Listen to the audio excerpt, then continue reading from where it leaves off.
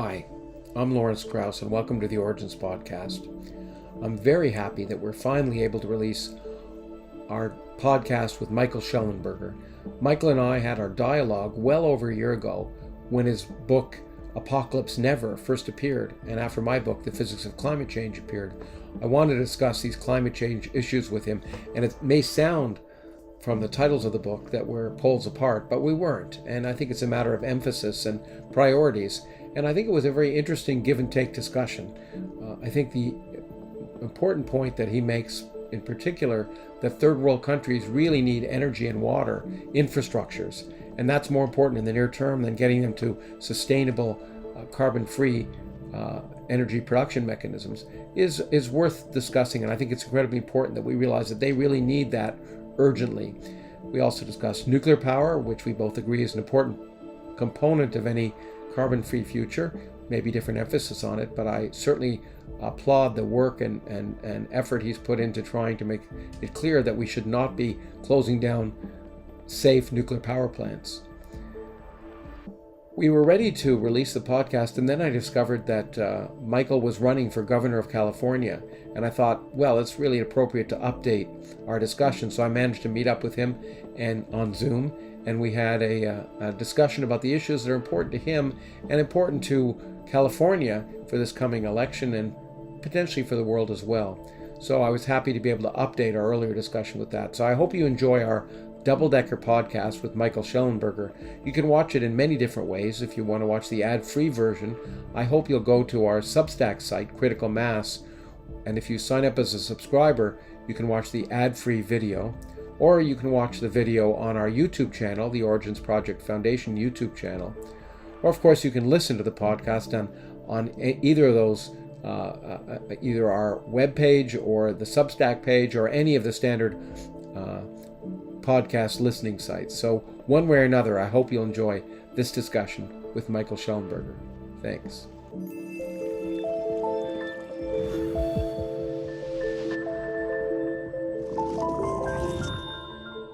Well, Michael, thank you so much for agreeing to be on the podcast. I've wanted to talk to you for some time, and it's going to be I think an interesting podcast because there's so many interesting things that you say, some of which I agree with and some of which I don't. So it'll be the stuff you don't agree with will be more interesting. Yeah, maybe. But I want to be, since this is an Origins podcast, I want to begin, as I often do, with your own origins, which I find really quite fascinating. So before we get on to other things, I wanted to talk about your background. You sort of began as an activist, but not really an environmental activist.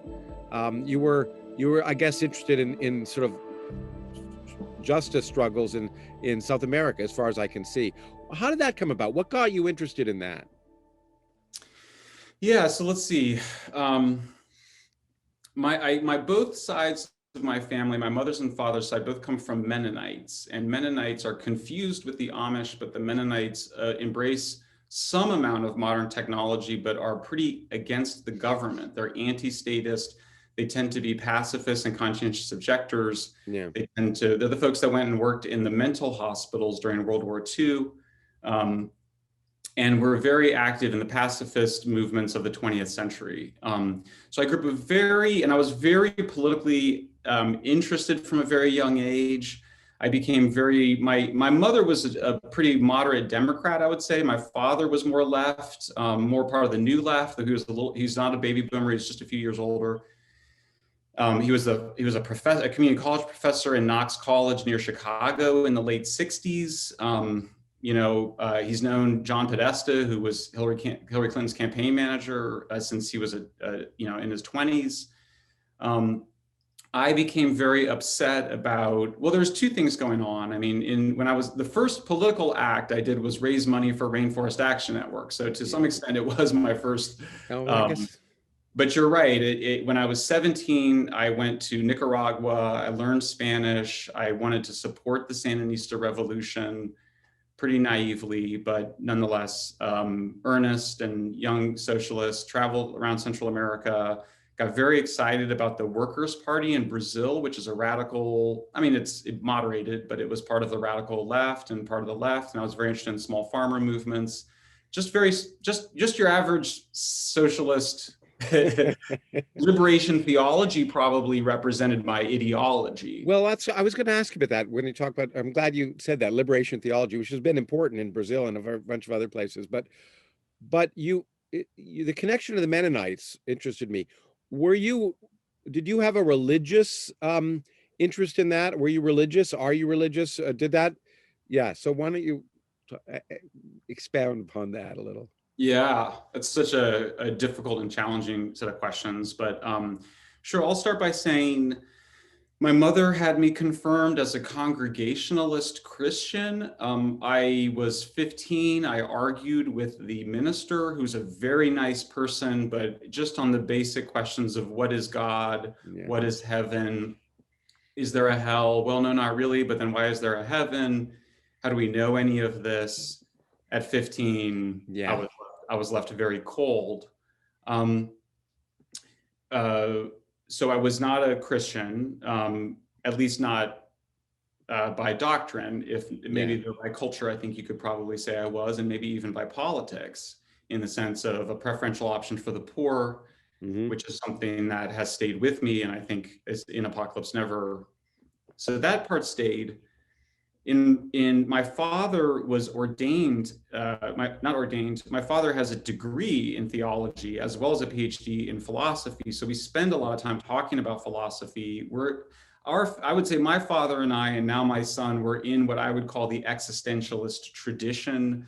We think Heidegger, Nietzsche, Kierkegaard are the kind of three of the most important thinkers of all time. I've been a huge lay reader of Nietzsche. I have read most of his major works multiple times. And for Apocalypse Never, I did come back to, I think, a kind of faith. It had to do with me trying to write chapter 12 and wanting to not become, he who fights with monsters, he who gazes into the abyss, right? So Nietzsche says you have to be careful here, right? That you don't get angry and that your anger doesn't become a kind of central motivation, and that it be an emotion that you experience, but not the underlying driver of your politics. So obviously I was kind of like, where do I go with all this? I was struggling that last chapter. And, I was actually came back to my father, because so often, as where a lot of our spirituality comes from, and he at the end of his, not the end, but he basically, when he kind of got done with Christianity in the ways that the Mennonites would have taught it, he basically arrived at these historical studies of what Jesus actually said and did. And they're controversial, so I'm not going to defend them in any kind of historical or theological sense. But I went and read them, and I found, like the stuff that they think is the most authentic is the most mystical parts. And for me, I read through these, just the stuff that they think he said. And I was like, clearly the most profound and challenging thing that Jesus ever said was to love thy enemies. And it's so difficult. And it's almost like I realized at that moment that wasn't something that, because I can't do it all the time. That's not like you haven't failed. You just need to keep doing that. And so there's sort of like, you need to love thy enemies. Like it is something that you need to actually try to do. And I thought it was such a profound, powerful, it really moved me, in the ways that I think Christian scripture at their best are supposed to do. It really touched me. So I think that's where I ended up, which is sort of like, if Christianity means that if everybody that's Christian is a Christian because they believe that God is love and that they should love thy enemy, then sign me up. You know what I mean? So you're kind of a philosophical Christian, and rather than believing in a deity itself, the philosophy of the, if you want to call it, the founder of that church is what attracted you more. And then I'm agnostic on much of the rest. In other words, I am not saying at all that I'm saying, is there a God? I don't know. And anybody who claims to know, I think is not somebody I don't trust, but no one's reported back from the dead and told us that there's an afterlife. So, you don't have that, and we need that. On the other hand, I also think that people need a kind of faith, that you have to believe that something that we're doing here on Earth matters. Otherwise, why write a book? Why talk on a podcast? Why do these things if you don't think it matters to some extent? And so I became very attracted, as you know, to the ideas of a very important anthropologist who wrote a book called The Denial of Death, and about how much of what we do is a kind of repression and sublimation of anxiety about death. And he even argues, I think if you go further, that most fears are fears of death.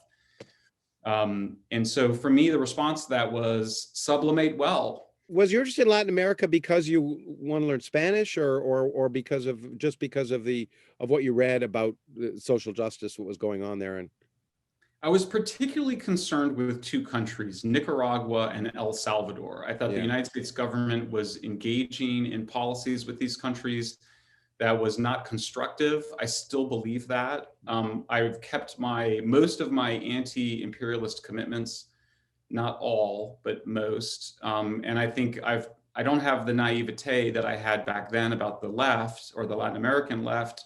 A lot of it, I think, was a kind of shakedown, a kind of a new mafia. All the traditional or criticisms by people like Orwell of the left, I think, hold. Nonetheless, I don't think America has much to be proud of in Central America, and I was upset about it.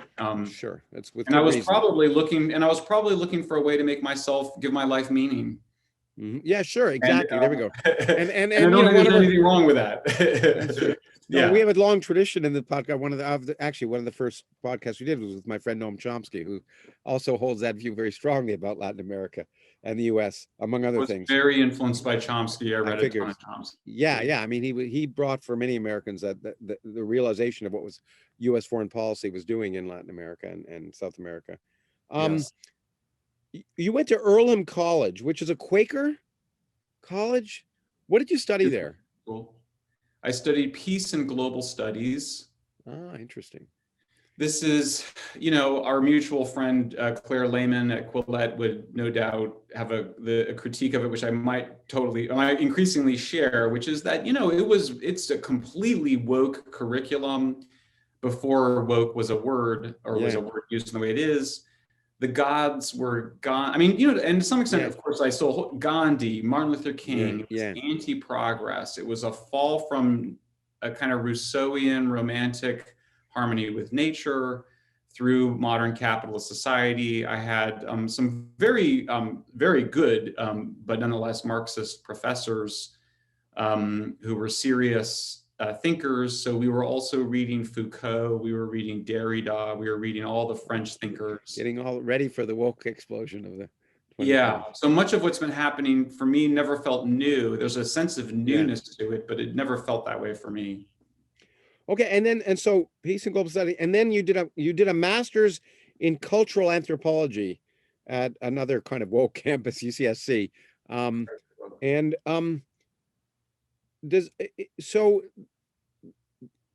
There's a lot of your discussion about poverty and sort of understanding cultural issues when you in particular in Apocalypse Never, which we'll get to, where you basically say environmentalists aren't realizing what's good for the local population.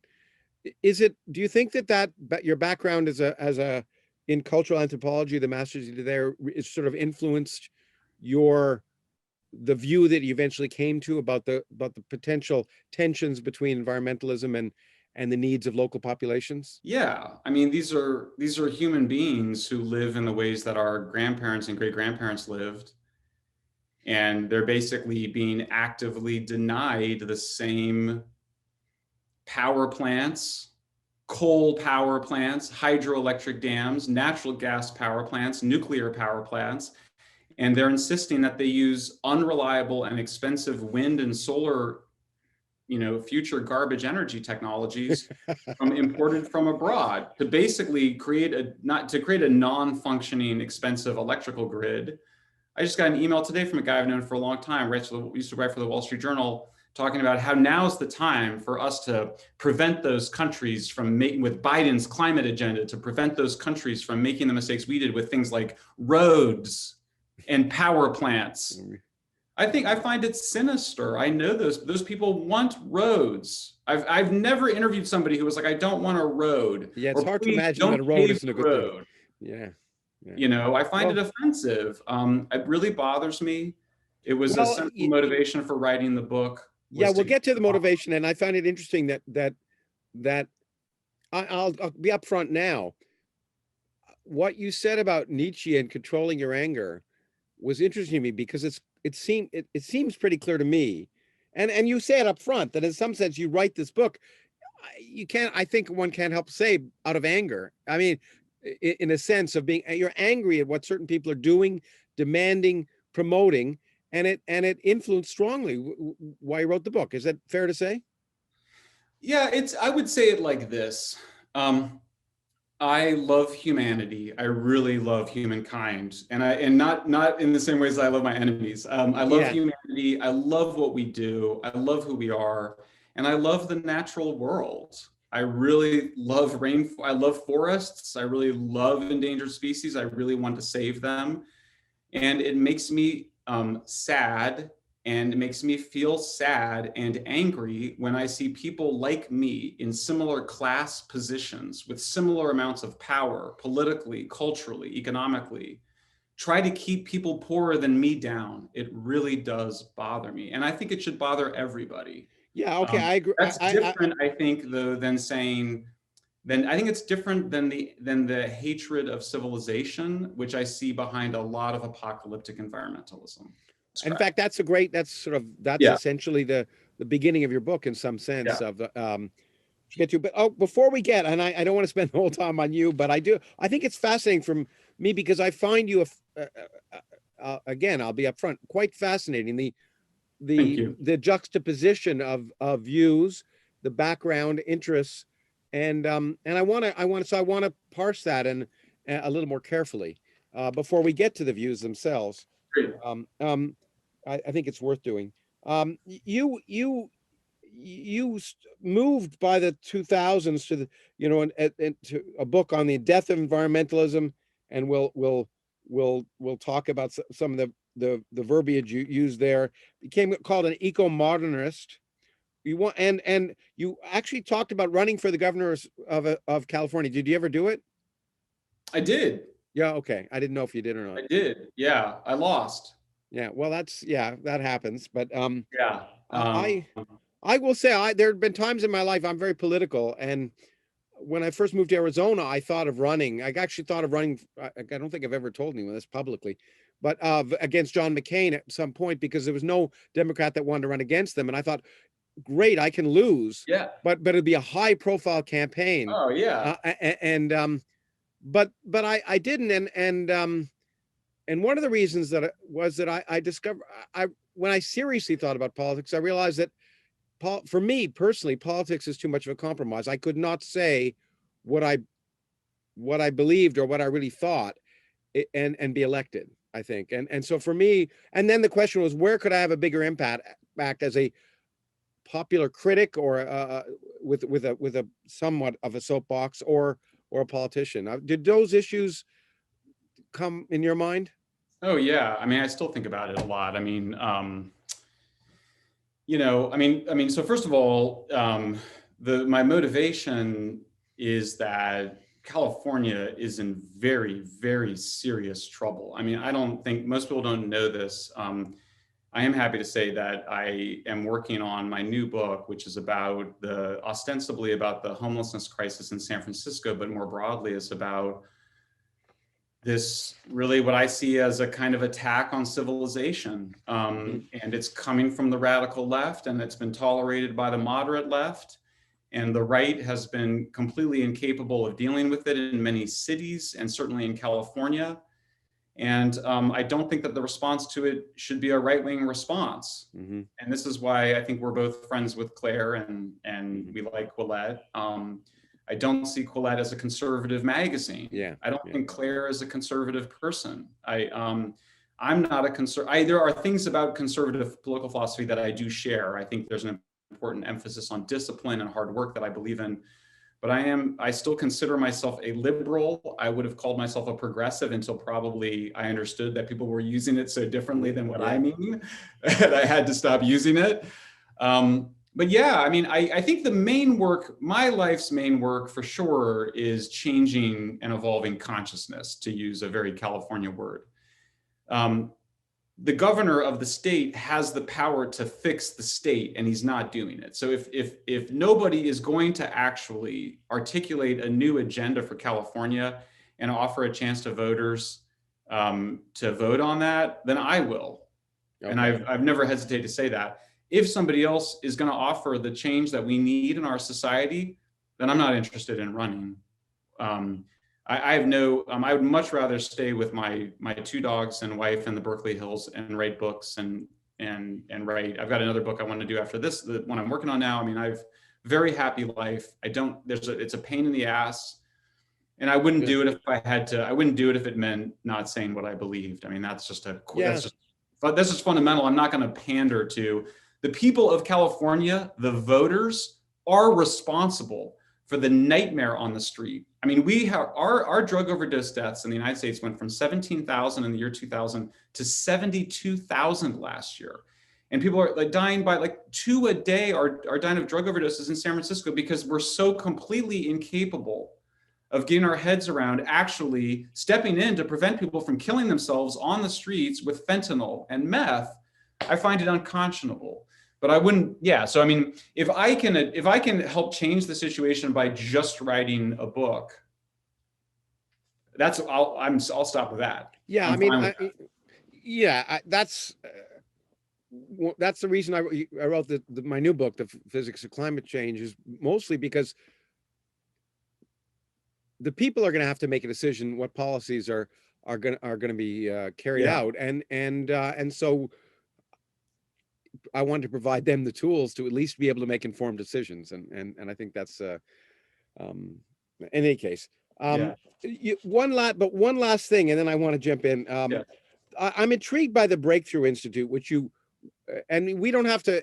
And by the way, we can cut out any of the stuff that we don't talk, that you decide we don't want to talk about. But I'm intrigued that you created the institute and then left. And I wanted to know what the purpose of that institute was, and was there a reason why you left? And that'll become relevant to some of our other discussions if you want to talk about it. But if you don't, it's fine too. I mean, I don't want to belabor it. I'll only say it this way. Anybody who reads if you read Apocalypse Never, those are my views. Yeah. If you go read the stuff that comes out of Breakthrough Institute, those are their views. The specifics of why I left, I can't imagine is important to anybody other than was it philosophical or I guess that's what I was wondering, whether your march from the death of environmentalism to Apocalypse Never, the evolution of your views, which have changed somewhat over, it seems to me, whether you found yourself drifting away from the Breakthrough Institute or not. I would say about half of it is a change, is a difference of opinion on nuclear power in particular. And we can talk about it, but we'll talk about nuclear power. We are having a public disagreement right now for anybody who wants to read my columns of the book about nuclear power. And I will talk very openly about what my views are of nuclear power and why I disagree with many other views on nuclear power. Well, we'll get there because I agree with you, I disagree with you. So that's in one of those areas where there's a lot of sense to what you say, and then some things I'm concerned about. And although the beginning part of this was more of a sort of question and answer, I'm hoping what I like to have these things as is discussions, so you can bring up questions too, and because it's really a discussion between people who. Anyway. I mean, I'll just be frank. I don't think the problem is that people don't understand global warming. I don't think that's a problem at all. And I actually think the idea that it's a problem, I don't know. I just kind of question it, because you have to remember the public has been told about global warming for like 30 years. I just don't think. More. Yeah, and I don't think the handful of people who think that climate change is due to sunspots and water vapor are a significant obstacle to policy. Yeah, I guess. So I'm happy to have the conversation. But I don't agree with it. In fact, the funny thing is I don't even write about it anymore because I think it's so irrelevant. I spent a bunch of time in the 2000s writing about this issue. Like my book doesn't talk about Kyoto, is never mentioned. You don't talk much about climate. That we'll get there. Yeah. It's intriguing to me because and you're anticipating me in about 5 minutes. I want to get to this question of because you apologized before you wrote that article apologizing for the climate scare, and Apocalypse Never is sort of an extension of that or whatever. But you really don't, in the context, you talk about the problems, but you really don't talk about climate change as an issue. So I do want to cover that at the very beginning. But in that regard, I really was just trying to get the sort of intellectual framework of what led you to an interest in nuclear power ultimately. I fell in love with renewables in a dumb way, like everybody did. Mm-hmm. And I even helped to advocate for a big wind farm off the coast of Cape Cod that was ultimately killed. When it came to my home state of California, they wanted me to help advocate for solar farms in California. And it became clear that it would kill a lot of desert tortoises and that the local conservationists were against it. And at that moment, Stuart Brand gave a very good TED Talk. He wrote a very good book. And I had a number of other people who said, Shellenberger, you got to take a second look at nuclear. I did. I changed my mind. I've given 4 TED Talks on why I changed my mind and why I've been campaigning for nuclear power plants, centrally as a concern around climate, though not entirely.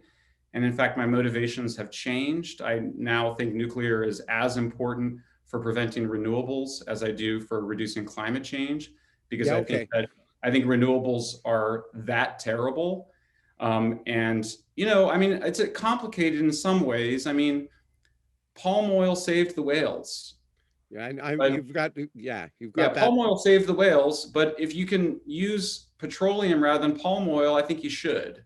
And I think I think petroleum is better than palm oil. So, so when you kind of go, my view, I wrote Apocalypse Never because I wanted people to understand my basic view, which is that we want to move everybody up the energy ladder.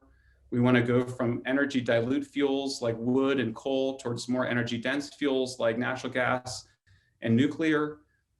We want to have more energy consumption, paradoxically, and less material throughput. And the two things go together in a way that's very interesting in terms of the physics of it. As well as, frankly, the culture and the politics of it. So I wrote Apocalypse Never to really lay out a very a deep view of energy transitions, which I think is the right way to think about this, to think about power densities. I wanted to make power density, which is a very simple concept. It's just land divided by power output. I wanted to make it accessible to kids in high school. I want this book to, I joke, it's an environmental studies textbook, wrapped in a bunch of stories of my travels around the world and a bunch of case studies. 1/4 of the book is footnotes. I wanted this book to be a serious contribution on a kind of physical, environmental, economic, the whole thing. My motivations, the core motivations are nature and prosperity for all. I mean, that's always been there. Yeah, in fact, we'll get that. That's the last, basically one of the last things you say, and I want to, when we come back to the end, I want to talk about nature and prosperity for all, because that's clearly, I think we both share that. And the question is there a dichotomy? But you led perfectly to what I want to get to, which is you speak about why you wrote Apocalypse Never, and as I say, you wrote an accompanying. I'm not sure it may have come out before the book came out, around that article where you apologize for the climate scare, which was June 2020, and I forget when Apocalypse Never came out, but probably around the same time. And you say, I wrote what you say very early in the preface, I wrote Apocalypse Never because the conversation about climate change and the environment has, in the last few years, spiraled out of control, not unlike Extinction Rebellion's beet juice fire hose. And it's clear that just like I pushed a button a second ago where you thought I was about to attack you on nuclear. it's Well, clear that no, there's on my standing, on my yeah. academic Oh yeah, credentials. I didn't mean that. Okay, Okay. so just so we're clear about that. I just Yeah. wondered what your motivation was to get to nuclear.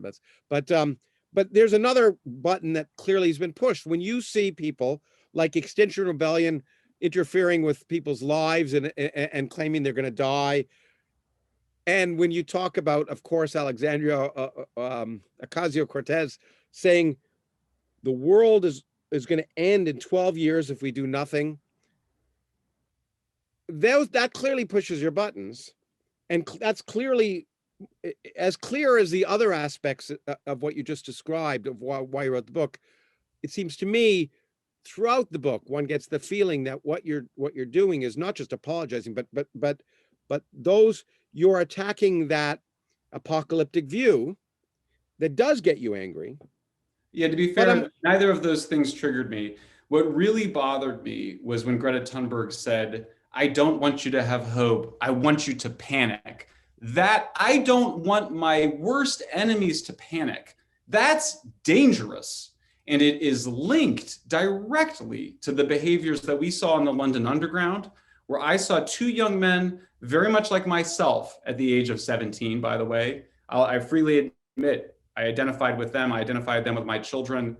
Mm-hmm. That could have been kicked and beaten to death in the London Underground. And it's only because of the civility of the Brits that they kept the crowd from just ripping those guys apart, because they were upset. I was scared. I watched that and it frightened me. And I listened to Greta Thunberg and it frightened me. So it's actually came from a certain amount of fear. Alexandria Ocasio-Cortez, she's never upset me. I've never had my buttons pushed by her in the slightest. Well, I mean, it's the question. Yeah, okay, and I agree too. It's in a sense because some people just spout a lot of nonsense, and at some point you just sort of, that's just it. But the worry that I have, and this may push a button. Push them. It's fine. I thought I'd push your buttons later. I didn't think I'd push them so early, but I didn't. As I said, here's where I may mean to push a button. Are you worried? When I read this, I'm worried that people will lose the forest for the trees. Namely, throughout the book, I found my own and I'm sympathetic to many of the things in the book, but I found that in some sense, sometimes I felt like we were attacking a straw man by attacking by sometimes focusing on people who are making ridiculous claims or fear mongering or etc. Whether that gets in the way of really arguing towards what you're trying to the intellectual argument you're trying to make about, so sort of condemning the people or their views is different than arguing in favor of higher power densities, for example. So I don't condemn any people. I criticize specific things that public figures have said, just to be clear. I mean, I'm kind of like, do you really think $150 million of contribution from natural gas magnets to organizations trying to shut down nuclear plants that will benefit directly from shutting down nuclear plants is not relevant? Well, I guess that's highly relevant. I mean, there is a huge effort, but it's Shell. It's we now see BP working with Greenpeace in Europe to shut down nuclear plants and replace them with gas. How can that not be an important part of the story? I guess it is important part. I guess what I'm thinking though is when you do that, the attention, especially when I think about talking to journalists, you ask, what are they going to really pick up on? And so if there's a scandal, if let's just take that one. If you take the fact that people are trying to basically fossil fuels or working with renewable people to try and shut down nuclear power, if that becomes the message, are you worried about losing? Let me just finish. Are you worried about losing the message of why you think nuclear power is so important? I mean, that's what I'm wondering, whether people focus on that controversy rather than focus on the underlying scientific issues that you're trying to promote. And I just ask if you're on the contrary, and let me explain why. I lay out the case of why nuclear power is the best way to make electricity from every environmental, social, and governance perspective. I go through in great detail. Yeah, you do. Then the question is, why, if it's so great, don't we have it? Now, the answer from the so-called nuclear industry and pro-nuclear community has been, oh, well, we did it wrong. We used water as a coolant when we should have used a chemical coolant or a metal coolant, and it's all total bullshit. The water-cooled nuclear plants we have are actually the best. They've tried all the other kinds. They sucked. They were uneconomical, complicated. The Brits did a pretty good job with carbon dioxide as the coolant gas, and their reactors are only going to last for 40, 50, maybe 60 years. Ours can go for 80 years, maybe 100 years. It's all just displaced anxiety from fear of the bomb, like almost 100% of it. And also the Malthusian motivation. Yeah. So then you go, so then what's really going on, guys? What's really going on? I go, well, it's fear of the bomb, and it's the radical left, which married Marxism to Malthusianism in a nasty stew of negativity and of anti-humanism. And so I say there's three things. There's Malthusianism and a kind of will to status power. There's money, and then there's religious motivations. And they each get their own chapter, because what I'm saying is that they're all three important. People kind of go, well, what are you saying? Are you saying that Tom Steyer doesn't care about the climate? No, not that.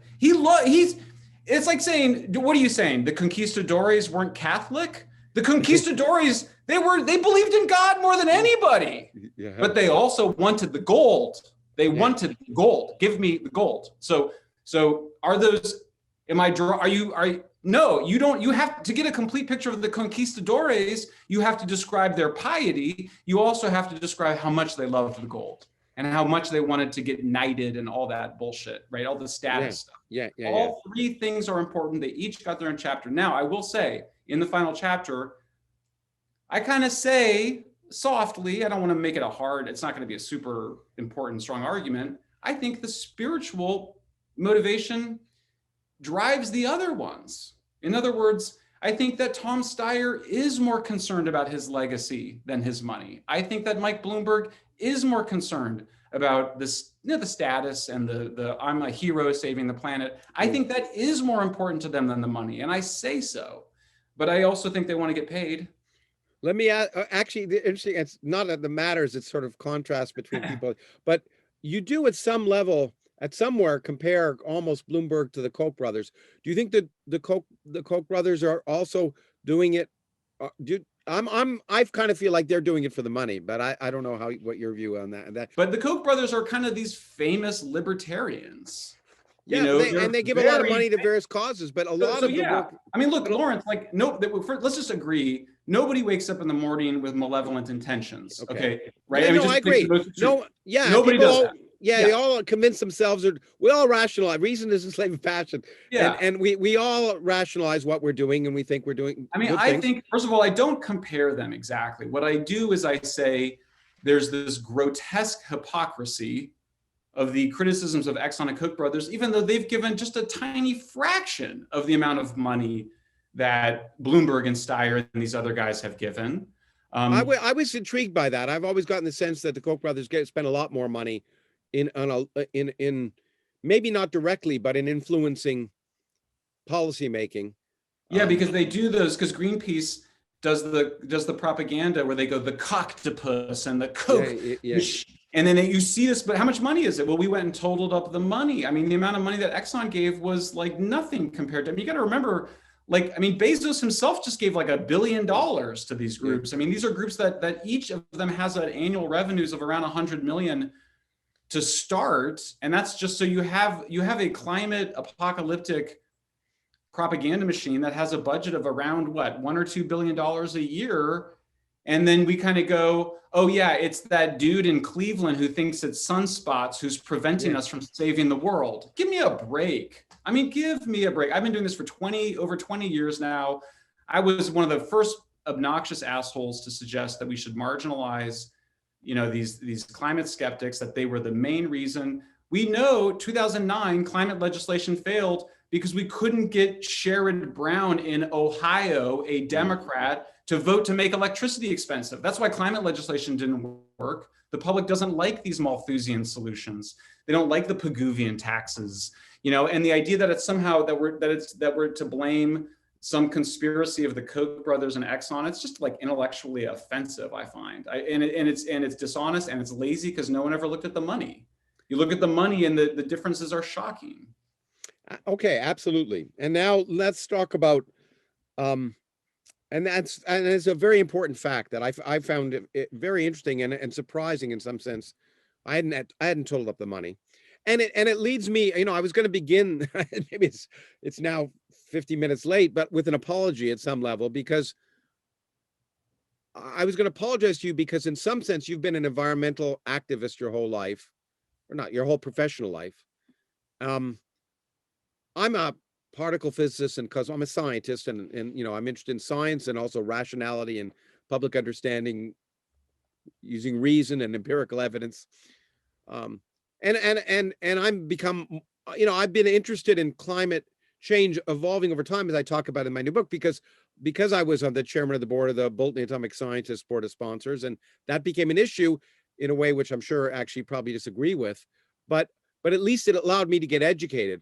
But I am in some sense a neophyte when it comes to these issues, and so I'm coming into this, and you've been spending your whole life, and I sort of feel apologetic in the sense that, yeah, I've done a lot of research on the science of climate change, but it's pretty new compared to where you're coming from. But nevertheless, climate change is on my mind, and for obvious reasons. And by the way, since you brought it up earlier, it's not that I think that people deny global warming is happening. But one of the reasons I want to write the book was just, yeah, and so obviously some do. I mean, yeah, there are various senators, and there's a lot of the Republican Party do, but and I fought against that and spoken out against that for years. But it's the issue of trying to understand what are the definitive predictions, what are the speculative predictions, what can you trust, what you can't, and that's, I think, really important, because if you don't know where that is on the spectrum, then you don't know what to believe, and then you sometimes don't believe any of it. So I think that was as much motivation for me to write a book. We say, hey, this is sound science. This is more speculative, and you should know what's going to happen. And I think that's important. That. Yeah. Anyway, I mean, I think it has to go to other things, though, in the sense that, let me give you one example. One of the most controversial parts of my book and the apology. Natural disasters deaths from natural disasters have declined 90% over 100 years. Uh-huh. There is no IPCC scenario for that trend to reverse itself. I don't think people know that. I testified in front of Congress, and I could see on the faces, because it was on Zoom, it was really cool. Yeah. The Democrats, I could tell by their faces, they'd never heard me say before that the predictions of increased infectious disease from climate change are increases above what you would have if you didn't have climate change. They're not increases from today. In other words, it's all else being equal. And of course, not all else is equal, but they did not understand that. So in terms of public understanding, I think people should understand that carbon dioxide is a heat-trapping molecule, and that water vapor plays a role in that warming, and that there's these albedo effects, and that we worry about tipping points. I love it. And I think that children should know that there is no scenario in the IPCC for deaths from natural disasters, that trend to reverse itself and start going up, nor do I think that anything should be suggested to them that we won't have food.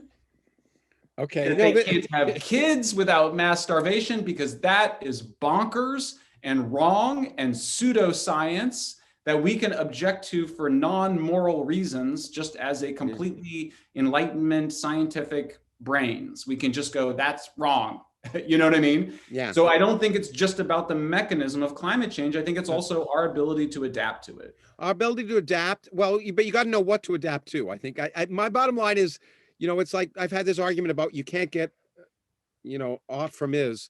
And I think you can go along. If you don't know what is, you can't, then ought doesn't matter. First, you got to know what is before you can decide what ought is. And so it seems to me, before one talks about adaptation, or one needs to know what the realistic possibilities are before, and I think that's fuzzier too, right? Because the is in this case is the future, and there is no future. There are only multiple futures.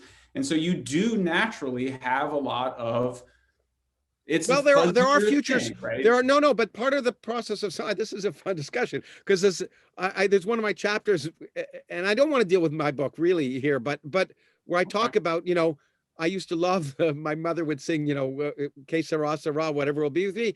The future's not ours to see. But I'm a scientist, and we predict the future. That's part of what science is. And there are future, and as I point out, there's futures that might be, but there's futures that are going to be. There are things that have or Yeah. already put in. The heat that's been put in the oceans is in the oceans, and and that's the future. And so Yeah. and so one needs to know that there's some things you're just not going to affect. That there's some things that are going to happen. Yeah, No and matter then you what have do. to do the other side too, and that's what doesn't get done. In other words, it goes, humans are going to adapt. That will happen. You could say it won't be good or it will be terrible or whatever, but you can't. So this picture that gets presented, I mean, in terms of big prey, little prey, Yeah. I interviewed, by the way, all the main guys. I interviewed Michael Oppenheimer, who is the lead author of the IPCC chapter on sea level rise, whatever. And I was like, what do you mean by unmanageable? Which is it sounds, in the context of this Atlantic piece, sounded pretty apocalyptic. And he described Katrina. And I'm like, well, Katrina was obviously terrible. And we think you should check the levees and rebuild them. But that's not like Mad Max. That's not don't have kids. Yeah, exactly. And so this picture that gets painted of future humans as these helpless children, I do find it kind of connected to some of that coddling, the Jonathan Haidt stuff, the kind of, what is it called? Safetyism. It's got a bunch of safetyism in it. And I think a lot of the reaction from conservatives and Republicans, who I have gotten to know much, much better now over the last 6 months in particular, is I think some of it, they just object to that part of it. That coddling, that victimization, the notion that everyone's a victim, which, I mean, that's where we're in complete agreement with. And in some sense, that's why I find it's interesting. I'm saddened, as we're both liberal, our backgrounds and our politics is similar. I'm saddened that issues like combating the notion that everyone's a victim, being in favor of free speech, that it seems to be the right that is co-opting those, or at least promoting those issues, defending them. Defending them, and that's saddened me.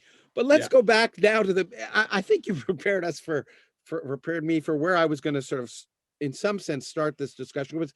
I've got you've helped preface a number of the points very well, but really one of the things I want to ask you at the very beginning, because you're talking about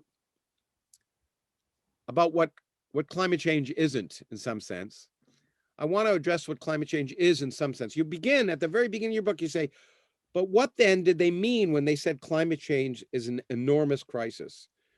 If climate change isn't an existential crisis, meaning a threat to human existence, or at least to civilization, then what kind of crisis is it? You ask that question, but you don't answer it. So I want to ask you that question. Yes, I don't find you answer it. Maybe, okay, I missed it. I find what you're that there's a lot of emphasis on sort of attacking the alarmism. But what kind, I want to say is, ask you is, how big a crisis, how big an issue is climate change, and what are your concerns? That's really maybe a less provocative way of asking the question that I was going to ask. Okay. That's okay. Yeah, I mean, let me see if I can, because it's a funny, when you sort of say, I mean, I don't mean this disrespectfully at all, but a question like how big of a crisis is climate change is not a scientific question. I mean, I'm not saying that in a mean way at all. It's just it's a totally almost subjective. It's almost a political question in some ways. Yeah. So let me try to do this. This is where I'm comfortable being. I think climate change is real. I think it's a problem. All else being equal, we would want no temperature change at all, cool or warm. We would want complete temperature stasis. I think there are other environmental problems that are more important. You say that it's not the most serious environmental crisis. So I guess I wanted to, so I was leading you to that. If you wanted to list environmental crises, you don't have to, and I don't tend to not. People often ask me listings. I never think hierarchically. People say, "What's the worst? What's your favorite?" This, and I tend to say, "Well, there are a lot of issues, and maybe you're the same." So, but if you wanted to list them, I think some ranking is important. Okay. So, can you give me a ranking? Yeah, sure. So, I mean, I think that the biggest environmental problem, and I'm going to describe what is often described as multiple problems, but I want to not pull them apart. I don't think I'm conflating them, but this is the problem. It is the the lack of industrial prospects, particularly for sub-Saharan Africa, but for other tropical places around the world, to urbanize and industrialize so they can take the pressure off of forests, usually in the form of small scale agriculture. I thought this was the biggest environmental problem before the book came out. I'm sorry, before the pandemic. I now think it's an even bigger problem because unless the conspiracy theorists are right and the coronavirus was invented in a Chinese lab, it almost certainly is a zoonotic virus that spilled over from animal populations in South China or Southeast Asia. And those interactions are due to small scale agriculture on the forest frontier. I would also throw into that the use of wood as fuel. It's not the easiest things to pull apart because if you're using wood as fuel, as I point out, if you're Bernadette in the Congo and you're using wood as fuel, then you're also engaged in small scale agriculture that's eating wild animals, which is the biggest driver still of declines of animal populations. You could say extinction threats, though I think there's too much focus on that. Yeah. So that big cluster, and I kind of view, there's a funny part of this book, you might remember where I kind of go and interview this former World Bank economist. And it's like, how do you get factories in the Congo? How do you get urbanization in the Congo? For me, that's a big problem. We need Bernadette to have a job in the city so she can leave, which she wants to do, by the way, and raise her kids in the city like Supartie is. But how do you do that if there's no factories in the city? So my view is conservationists should be advocates of industrialization and urbanization. So that is the biggest environmental problem, I think, in the world. Does climate come in second, third, around, there's all sorts of other kinds of habitat loss, but, I mean, it's a significant problem. It's just not the end of the world, and it's not the most important environmental problem. Well, okay, that's interesting. I'm amazed because you keep sort of anticipating. I was going to talk about Bernadette. There are various statements and claims in the book that were fascinating for me because they're the opposite of what you might think of as people often claiming as conventional wisdom, but they're provocative and they get you thinking about things. And I find that for me, that's very useful. And as I say, sometimes in the end of thinking, I didn't always agree with everything he said, but it got me thinking about things I hadn't thought about otherwise, which is the purpose of this, right? Thank you very much. And so basically you say somewhere, more or less, well, I don't know which one of these statements I want to start. I want to give a bunch of your statements that I think will shock some listeners and allow you to elaborate on them. You want more, I would say, you would say more factories, not fewer. For people who don't want to, who are worrying about buying clothes that are made in sweatshops, in some sense, you're saying more sweatshops, not fewer sweatshops. So maybe elaborate on that a little bit. You already touched on it, but why don't you continue? Well, sure. So in some senses, the most important thing in this book is just to teach people that progress, that economic and environmental progress have a pattern. And the pattern is that we all start out as small farmers who use wood and dung as our primary energy. And the way that we become affluent is by moving to the city, having fewer kids, spoiling them, using natural gas to cook with rather than wood or dung. And that the way that happens, the reason people go to cities is because they industrialize, and that industrialization consists really of two fundamental primary drivers. The first is the intensification of agriculture, fertilizer, irrigation, roads, and then the second is factories. So just a slight amendment to what you said, I would say that poor countries need more factories.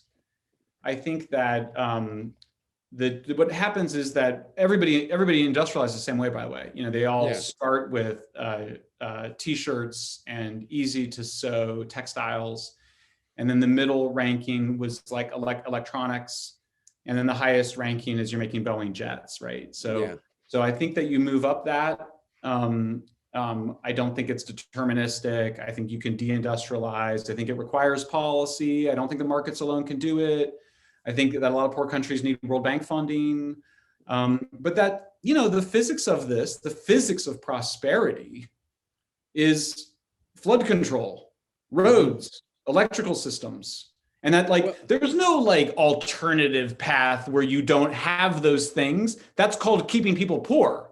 Well, you know? it's also in my mind, it's the physics of, not only is that the physics of prosperity, but if I'm trying to think about how eventually you're going to ameliorate or at least address the problems that climate change are going to bring about, those factors are going to allow people to address them. And so and I'm more worried maybe than you that they won't be able to address those aspects of climate change because those precursors won't have been implemented. So they won't have the prosperity, they won't have the roads, they won't have the clean water, the flood control that is necessary to address it. But I think you're right. I mean, I tend to think that that's not just useful because it brings people up to the standard of living, which we all want to have, but it's also a precursor to dealing with the problems that climate change may bring about. Would you agree with that? I mean, I agree with you analytically, but the former is a categorical imperative. Mm-hmm. And the latter is sort of instrumental. And so I'm not totally psyched about the way that you framed that. For me, I'm not making the case for Bernadette to have modern life so that she can care about climate change someday. No. In fact, you have a great sentence. You say, as such, it's misleading for environmental activists to invoke people like Bernadette and the risks she faces from climate change without acknowledging that economic development is overwhelmingly what will determine her standard of living and the future of her children and grandchildren, not how much the climate changes. It's a sort of I wanted to, you know, I thought you were leading, I mean, you put it very well in the book, so I thought I'd read it there. And so the point is that in fact, it leads to a really interesting quote from Carrie Emanuel, who another person you interviewed in the book, which is fascinating. And who blurbed the book and criticized the apology. Yeah. No. In fact, I want to get to both. So you're okay. I bring these things up for a reason. He blurbed the book. He's a climate scientist, but he said something which is as seemingly paradoxical as many of the things that you say in the book, because they point out faulty thinking. Okay, and he says understanding this process leads to an apparently counterintuitive conclusion. Quote from Carrie Emanuel: if you want to minimize carbon dioxide in the atmosphere in 2070, you might want to accelerate the burning of coal in India today, said MIT climate scientist Carrie Emanuel. And he goes on, it doesn't sound like it makes sense. Coal is terrible for carbon. But it's by burning a lot of coal that they make themselves wealthier. And by making themselves wealthier, they have less children. The population doesn't grow, and you don't have as many people burning carbon. And of course, you also have, you might be better off in 2070. And I'd add to that, it's not just that you don't have as many children, but you have a sense of you have the luxury of thinking about global issues and how to affect them instead of trying to survive each day. So that's, go on. No. I mean, I have the same reaction to that quote, which is I put it in there because I think he's pointing to, he's explaining in a really good way some mechanisms of prosperity and the environment. And what I'm just saying is what I'm also trying to argue in the book is that we should not view lifting people out of poverty as instrumental. We should view it as an end in and of itself. And in itself. Okay.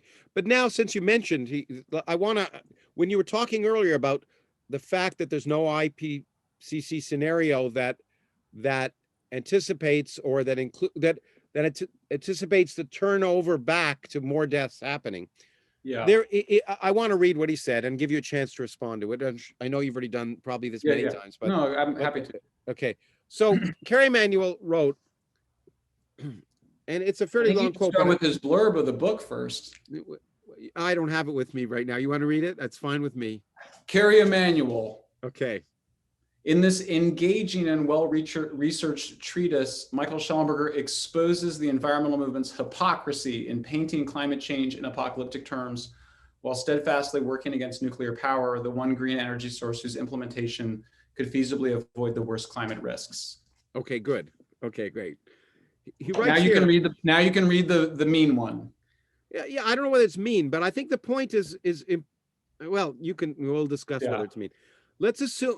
So let's assume he's talking about the issue of the fact that you claim that climate change is not making natural disasters worse, and point out that a lot of basically that the technology and awareness is saving people a lot more effectively.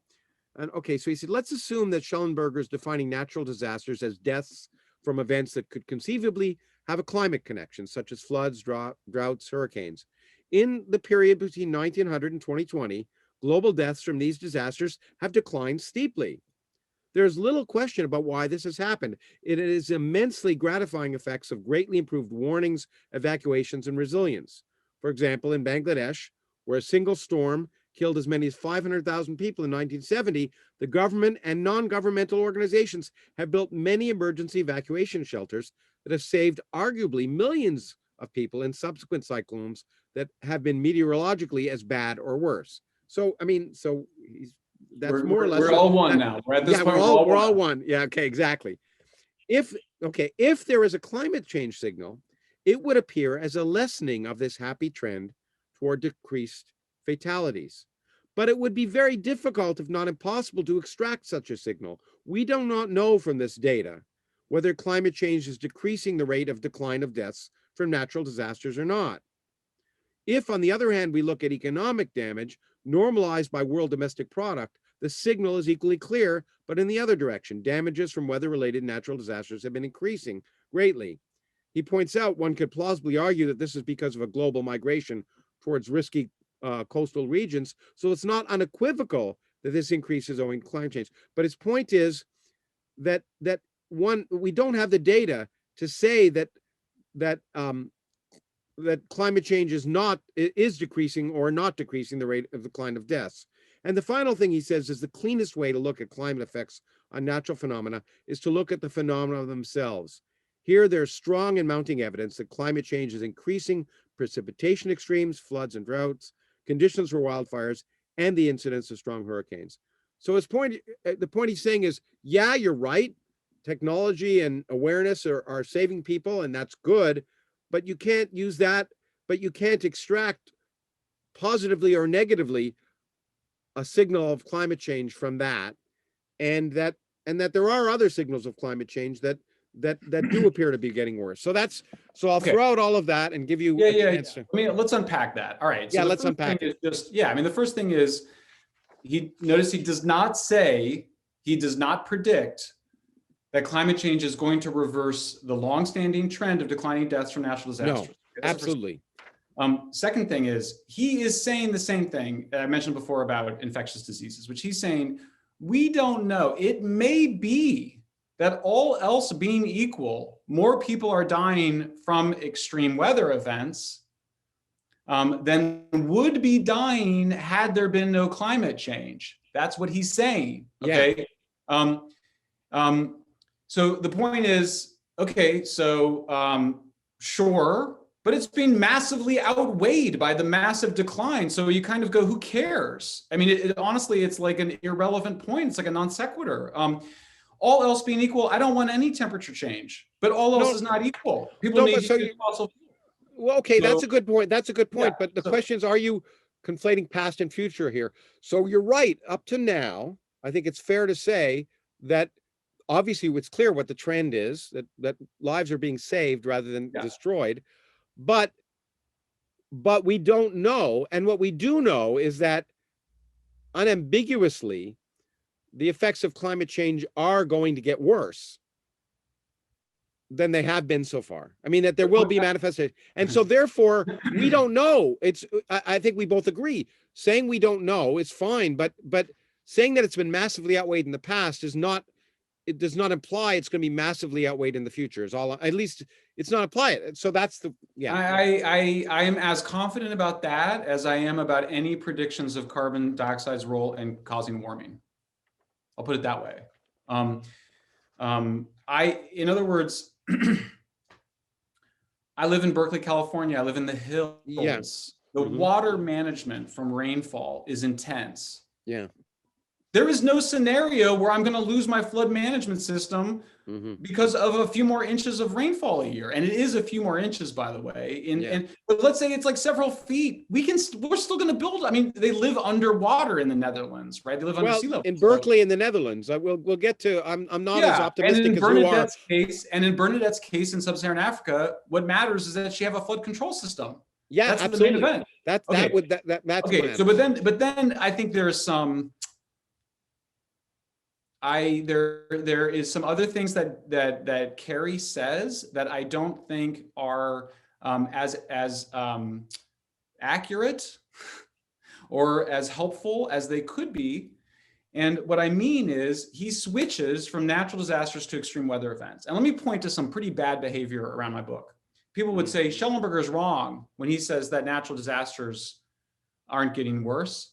These extreme weather events, we can find more extreme weather events. Oh, very clever. Most people, they think that the claim about extreme weather events and the claims about natural disasters are the same. And then when I pointed out that natural disasters has a definition by the IPCC, I was accused repeatedly of being some kind of a troll, like of being like using some technicality. No, the IPCC defines disasters in two ways: deaths, property damage. The record is clear. Deaths have gone down. They're continuing to go down. This is a record low year for deaths. And property damage, and this is the other part, I don't think Carrie represented the science particularly well in those sentences.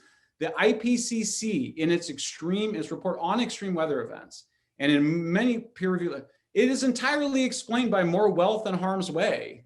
This idea where you kind of go, well, it may have been that there's some more coastal development that could explain the higher cost of hurricanes. May have been. We're talking dozens of studies reviewed by the IPCC. It's because there is more wealth in harm's way.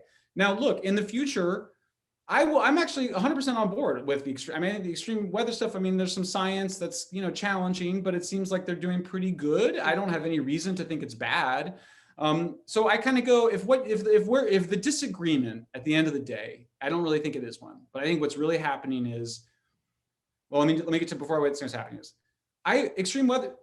climate change is probably going to make extreme weather events more extreme. 100%. Yeah. It's probably going to make, I cite though, hurricanes might become more severe, but according to the US government, they'll also probably become less frequent. That's the current science. But that, it's just so outweighed by all the things that determine whether people die and whether property gets damaged. But blame it. Good. This is great. I'm enjoying this discussion. So good. I hope you are. Good. But here's my problem with this in some sense, and I'm jumping all over from where I was.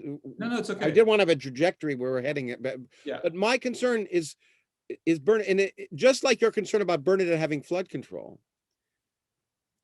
Yes, we can manage the more wealth and harm's way. We can manage Berkeley. Holland can manage, but we are unambiguously going to have problems. And I do want to get to sea level rise in a way, because if you looked at my book, you can see I was sort of motivated by South Vietnam and in the Mekong Delta, but so we can we can ameliorate that, we can moderate that, but much of the world, which is poor, cannot right now. Because they're poor. Exactly. Hold on. Let me finish. Because they're poor, but it's not clear to me that realistically, in a time frame before there may be severe problems. There's severe problems now. They have severe problems now. Bernadette floods now. I know she floods now, but okay. But there are going to be, as I just pointed out from a new study of global topography, a reanalysis of satellite maps, much more of the world is less than 1 meter above sea level now than it was before, and you're talking up to, depending upon the climate scenarios and how much the carbon emissions are, you're talking up to 600 million people will be below sea level by either high tide by 2050 or 2100. If they And stay where they are, what?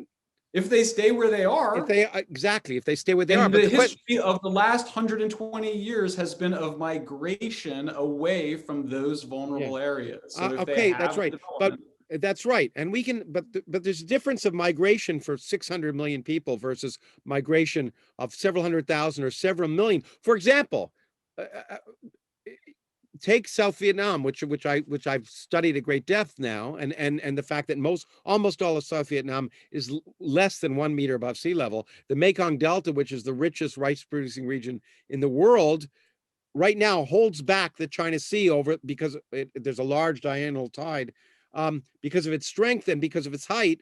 And if that area becomes brackish, that rice producing area goes. The river which has the most freshwater fish in the world, more than all the freshwater fish caught in the United States, is potentially subject to a problem if there's 1 meter of sea level rise, which is the moderate prediction by 2100. And so the question is, will we have the capability of bringing out of poverty and enough economic prosperity to have the people in South Vietnam or the people in Bangladesh feel the same way in 2100 that you feel now in Berkeley, saying, I know we're going to be able to deal with it? well, they could, I mean, the obstacle to that is industrialization and urbanization in Vietnam. So those people can move from the coasts over time. There's no coast. It's the whole country. There's no coast. It's okay. Yeah. Okay. We'll move inland. Well, no, they moved to North Vietnam. What was that? Moved to North Vietnam. I mean, by the way, the median estimate is 0.6 meters, just so we're all clear. I know 0.6 meters is the mean estimate. And I mean, look, I mean, I kind of go, what do you want me to say? All else being equal, I don't want the seas to rise. I don't want that. That's why I campaign for nuclear. But I also kind of go this picture of the Vietnamese as kind of helpless. Oh my God. No, they're not helpless. But the point is that it's easy to say that that between 14 million and 60 million people can just move. But I guess what I'm concerned about is this. What I'm trying to say is that the same problems that have been addressed in the developed world by or by technology that have largely reduced deaths and reduced property damage in certain places. You're requiring. The part of the problem of climate change is that it's going to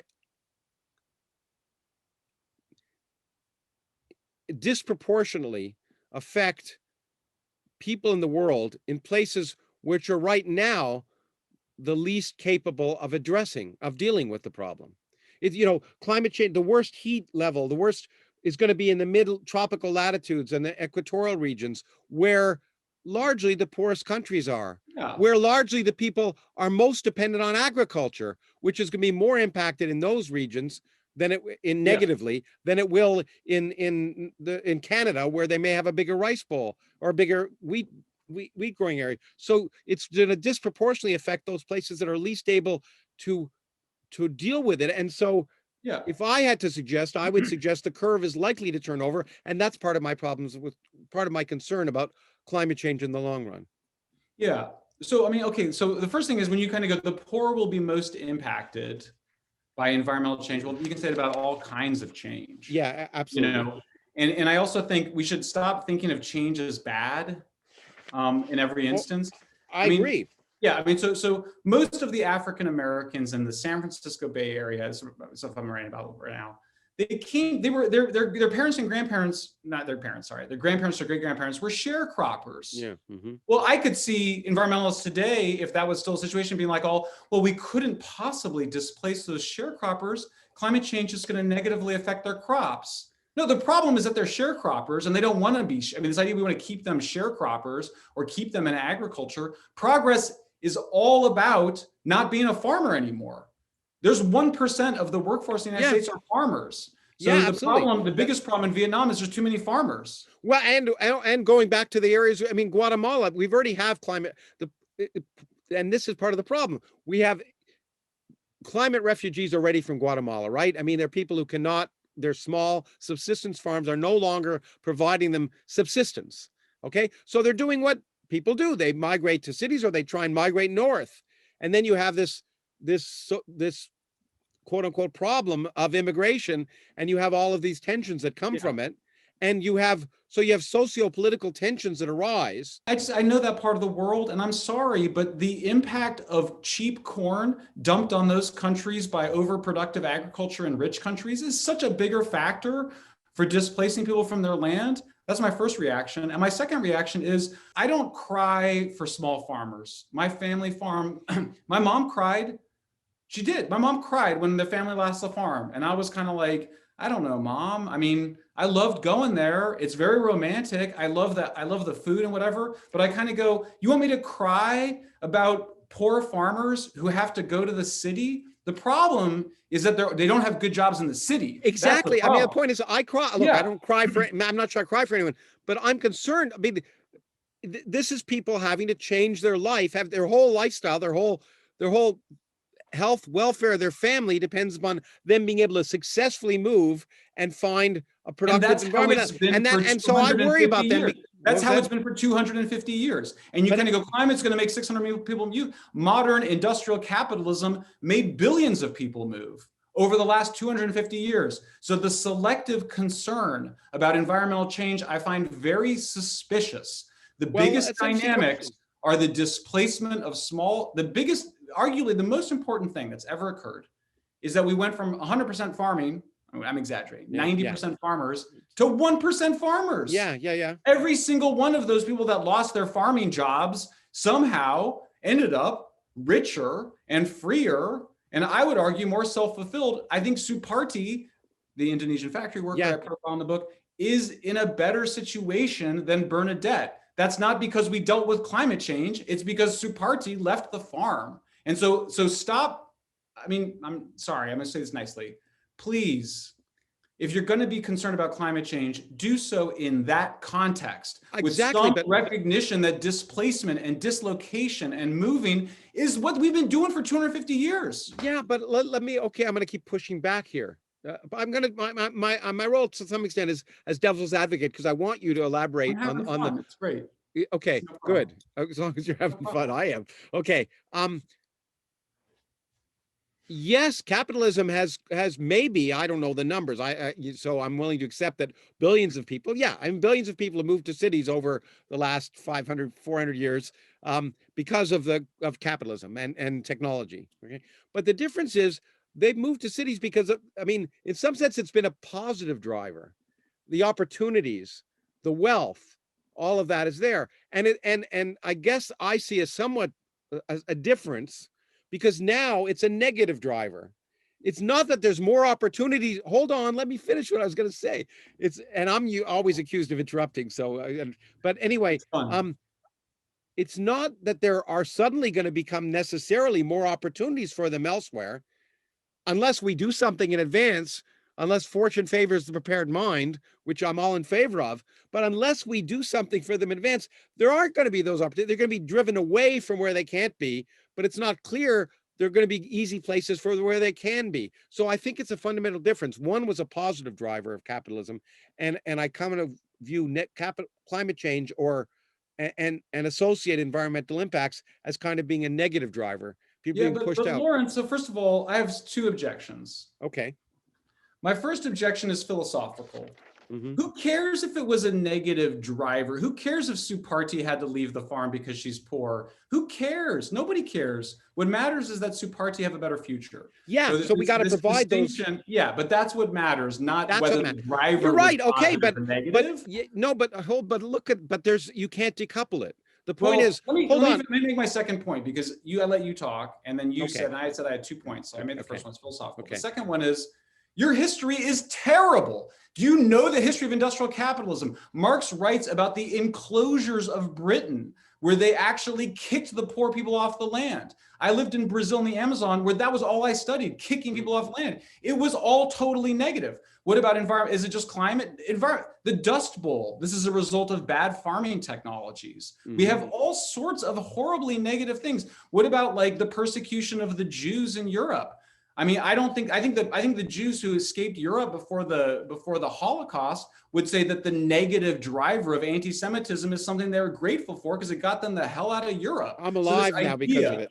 Yeah. Yeah. So this idea, first of all, this idea that we can kind of go back and decide what kind of that some dislocation is good and some is bad because of something, it doesn't make any sense. What I'm arguing is that with the Industrial Revolution, there was an Industrial Revolution going on.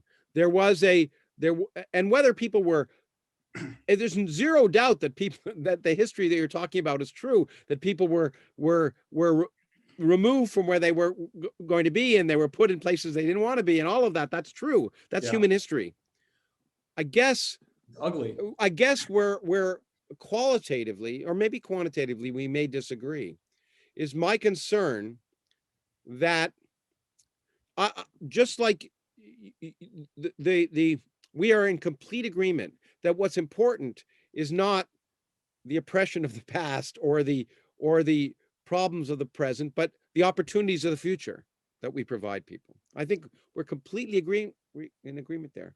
Yeah. I'm more concerned than you are, perhaps, that climate change, the pace of climate change in poor areas of the world will be such that people will not have the opportunities to find a factory job, as the person in your book, or to find that there will be much more violent displacement without opportunity as a result of climate change than maybe you are concerned. I'm going to respond. I have two things to say. My first is I am deeply suspicious of your fear. And the reason I'm deeply suspicious of it is because it is so selective. Why are you more concerned about climate change's impact on Bernadette than you are about all the other things that are keeping her in poverty? And that includes the lack of good industrial jobs in the city, which is my second point here, which is sort of like, if climate change ends up displacing Bernadette and she's got a good job in the city, then who cares?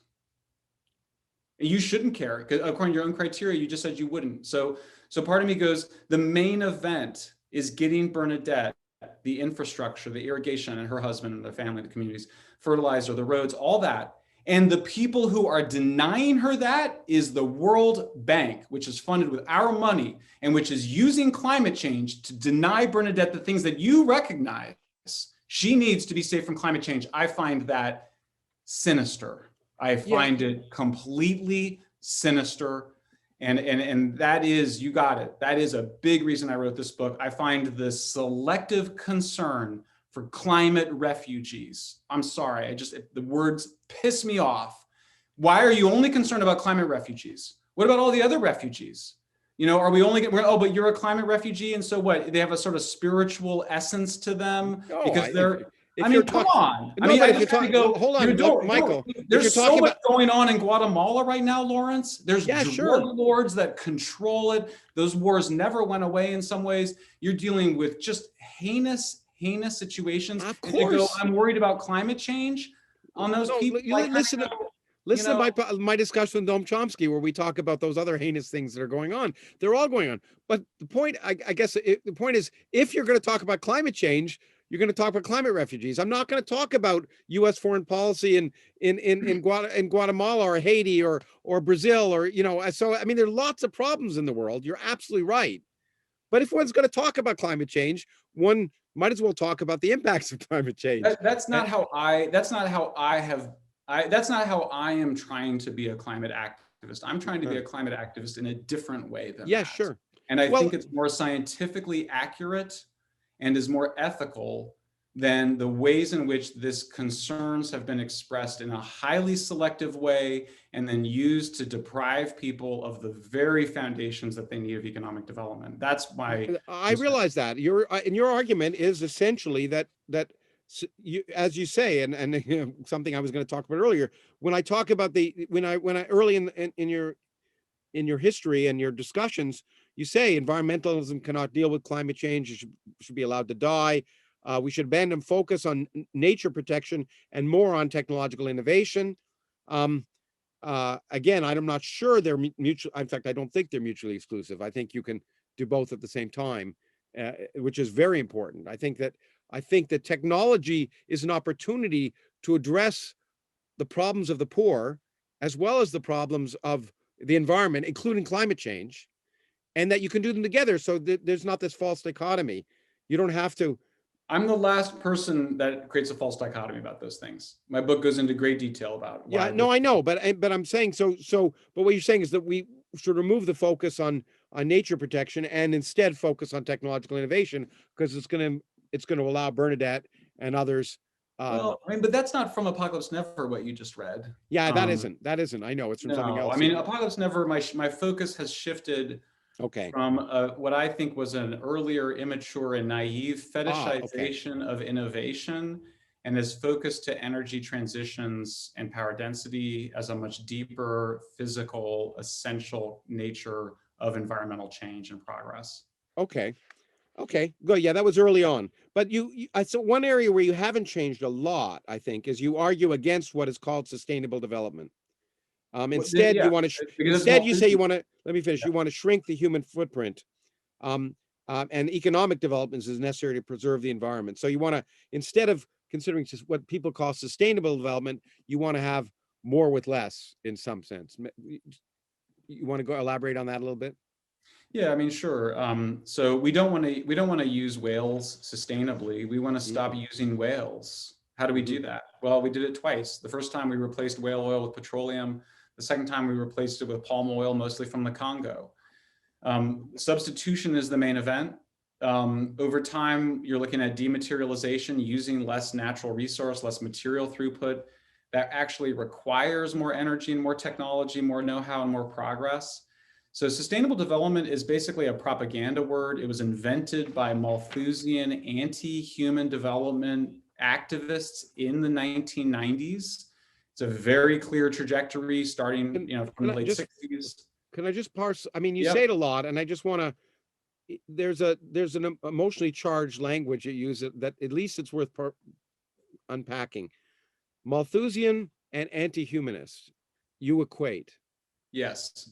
And it grates on me a little bit to have people being called anti-humanist. So at least I want you. Could you elaborate on why you put those two words together? Sure.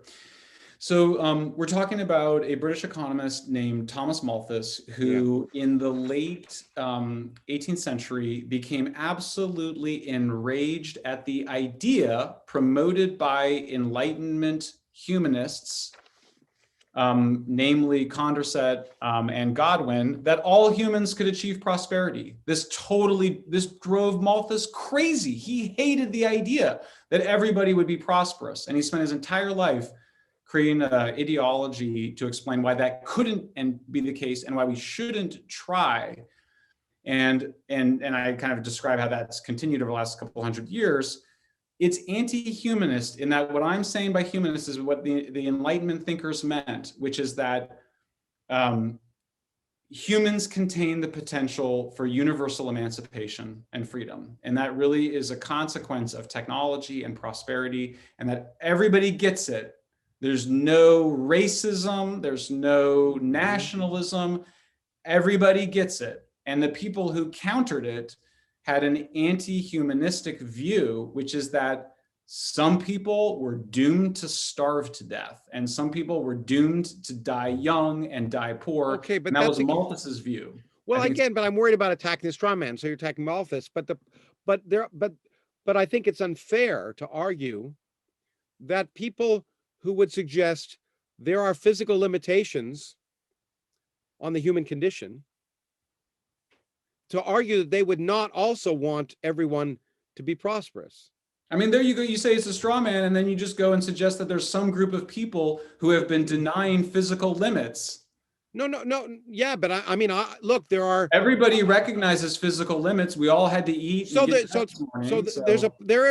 I'm in a sense, I guess I'm sensitive to the Malthusian argument about population, that it will be it'll be much more difficult to have a world in which everyone has the standard of living that you and I do, with a much larger population. Now, of course, technology, the old limits to growth argument, which I read and influenced me when I was a kid, I'll admit, strongly influenced me at the time.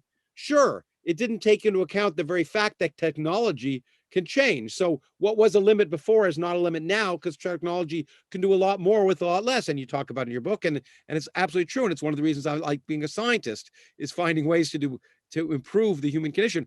But nevertheless, it will be one of the reasons I am in favor of population management, is that it will be difficult, especially in poorer regions, to try and it'll be progressively more difficult to achieve the goal of nature and prosperity with a much larger population. Would you agree?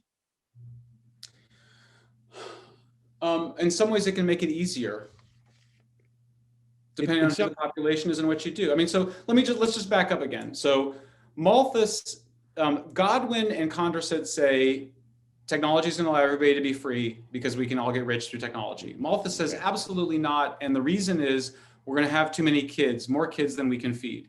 And Godwin and Condorcet said, that's silly, we'll just use birth control. And Malthus's response was not that we won't use birth control, and he wasn't concerned trolling about how it might not work to have birth control. He was saying we should not use birth control because that would violate God's will.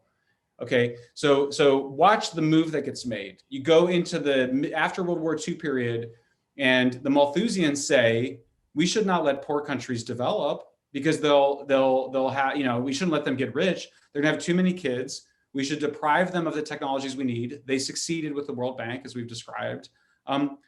And then everybody would say, well, why can't we just help them flood control hydroelectric dams and roads and fertilizer? Like, why won't that work? And they said, because that would violate nature's will.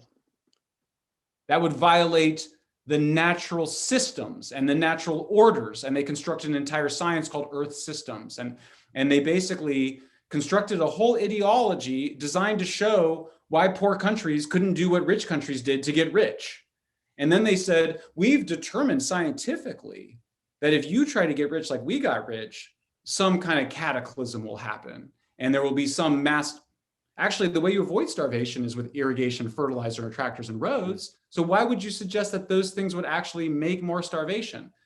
You got to remember. Well, okay. They literally said, they said the metaphor that they used was of a lifeboat and of them on the inside and poor people on the outside. And the metaphor was not to reach over the lifeboat to pull them in. It was to kick them out, keep them out of the lifeboat. So my objection, just so my ethical commitment, do whatever the fuck you got to do to get everybody in the lifeboat. That's it. It starts from that. And if you're going, no, as a scientist, I'm going to calculate whether our boat can hold all those people, and you're not offering to get the fuck out of the boat, then it does piss me off. I think it's an abuse of scientific power. Yeah, but I think it's an abuse of scientific power, a huge abuse for rich people in the rich world to suggest that they've done science showing that poor people can't develop. I find it a complete stain on the natural physical sciences over the last 50 years.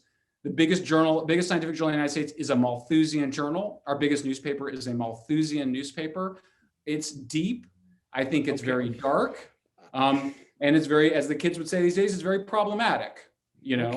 Okay. Look, I guess, yeah, everything you said, your concern and your anger and your moral objection is something, how could one disagree with? On the other hand, it seems to me that this is an example of a painting everyone with the same brush. In some sense, hold on, it's, once again, I kind of think of it as like looking at a straw man. Absolutely. If people make that philosophical jump that people that people should be kept out of the lifeboat, absolutely. But you don't have to make that jump. And yet you can still, let's take the Carrie Emanuel quote again. It's a perfect example. Here's someone who's saying, you could say burn more coal in India is a way to reduce carbon, okay? Because what you're doing ultimately is you're increasing the quality of life, education, etc., of those people. And it's well known, and I once wrote an article, Educate Women, Save the World. It's well known that if people are wealthier and more educated, women in particular will have fewer children, which will put less pressure on them and their families. So here's an example of saying, look, there are resource limits within a certain location, And one of the ways to improve, to bring people into the lifeboat is to help ensure that they eventually have a lifestyle in which they will not have as many children. So, you know, you don't have to. Let me two objections. First, Okay, you always have two objections. That's all right. I remain uncomfortable with the instrumental way in which we're framing that issue of prosperity. For me, it's fundamental human right. It's a fundamental human right that people have, and I'm uncomfortable describing it in a strictly instrumental way. Okay. The second part is that this dynamic of wealth creation has been understood since Adam Smith. I mean, and this dynamic of agricultural intensification and industrialization had been understood for over 150 years, 175 years, by the time the Malthusians post-World War II constructed what we call environmentalism as this elaborate effort now to basically control energy and food policies in poor countries. And so it's an active denial of the basis of how we all got wealthy. They're actively denying the role of energy, actively denying the role of and so and where is it, you kind of go, you're uncomfortable with me challenging the motivations, but you have to ask, what is the motivation of a person in the rich world seeking to deny the central role of these basic primary drivers of modernization? Why are they doing that? What is going on? Well, look, I agree with you there completely. This argument that somehow, hey, look, we've put all this carbon in the atmosphere, but if you want the developed world, if you want China and India to do it, it's going to get much worse, so we can't let them do it. Okay, this argument and as I say in my book, you know, my parents had a little store when I was a kid, and there was a sign up there. They used to sell little tchotchkes, and it said, if you break it, it's yours. And we broke it. So we have no right, in some sense, to say we have to take ownership of the problem. But and if that means, Lawrence, hold on, that means, well, we've created the industrialized world has helped create what is now the human-induced climate change. That is going to impact people in different ways, in 1,000 different ways, in 1,000 different places. But what we need to do, in some sense, to me, in my view, we have the ethical and moral obligation, if you want to use both those terms, to say we are responsible for the situation that's going to potentially exacerbate the problems of people who are poor in poor countries. And therefore, we have a moral and ethical obligation to do what we can to bring them out of poverty so that they're less susceptible to the problems of climate change. Yeah, I mean, we're all agreed that human rights, that humans have a dignity, and everyone should have the ability to have a life of human dignity. Okay, you and I agree with that. That's humanism, right? I guess. And yes, so that is what I mean by humanism.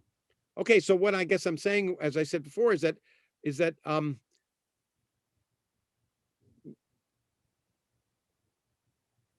that part of the issue of climate change is recognizing that that what we need to do, climate change can help achieve discussing climate change can help achieve a goal that we both have, but one that you're espousing extremely vocally, which is the need to bring people out of poverty, the need to develop the undeveloped world, the need to develop.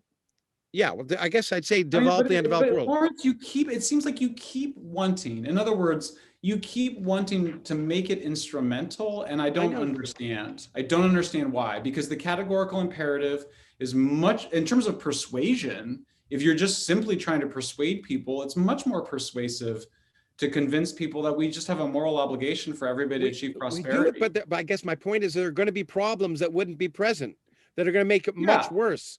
And we therefore therefore we have an obligation to deal with those problems. That's my point. It's the fact that climate change is creating those problems that wouldn't be there otherwise. By the way, are you okay to go 2.5 hours? Are you? Yeah, okay if I could get a glass of water right now. Sure. You want to take a break? Why don't you take it? Yeah. All right, man. Thank you. Okay, thank you. that was This is just, fun, Lawrence. I'm glad that you're comfortable with a good argument. oh yeah. No, absolutely. And I think, yeah. And the argument is met because I think we're coming from more or less the same place, which is even better. And I'm If glad we you are. totally agreed, there wouldn't be anything to talk about. Yeah, and I'm glad you agree. I didn't want you to feel I brought you on to sort of, ambush you or in any way, because I certainly didn't. I want to allow this discussion to take place because it's really important for people to hear, I think. Anyway, No, I and appreciate it. and just so you're aware where I want to go. I mean, I had a narrative, but we're going all over the place, which is fine. There are two really interesting things you bring up that I want to talk about, specifics that are kind of take us away from where we were before. And then I think, given the time, what I'd like to do is I want to focus on nuclear power, because I think it would be a disservice not to do that. And then I want to end talking a little bit more about climate change considerations from where I'm coming from. Okay. And then end on sort of nature and prosperity for all, just so you're aware, Sure. if we can get there. Okay. Before we go elsewhere, I want to make a small digression, because there's some things that again, surprised me, and I always love being surprised. I love being wrong, even though it happens so rarely. Do you though? No, I you do as a really? scientist. No, as a scientist, I love finding my conventional wisdom is wrong, that my common sense is wrong, that my presumption of something is wrong. I think it's But right away, or does it take you a little while? it depends what it is. I mean, obviously, if it depends how emotionally involved I am, I guess. But I think it's the reason I like being a scientist, because it's taught me to enjoy being wrong. It's one of the values of science. It is, and it's probably one of the greatest values of science is that not knowing is important, and being wrong and being willing to be wrong is vitally important. And I think those are the two greatest misconceptions and greatest utilities that science one of the reasons I popularize science is because I want to try and help people recognize those two facts. That's all. So I would anyway, say for me, I the experience of being wrong is always totally unpleasant, and I don't like it.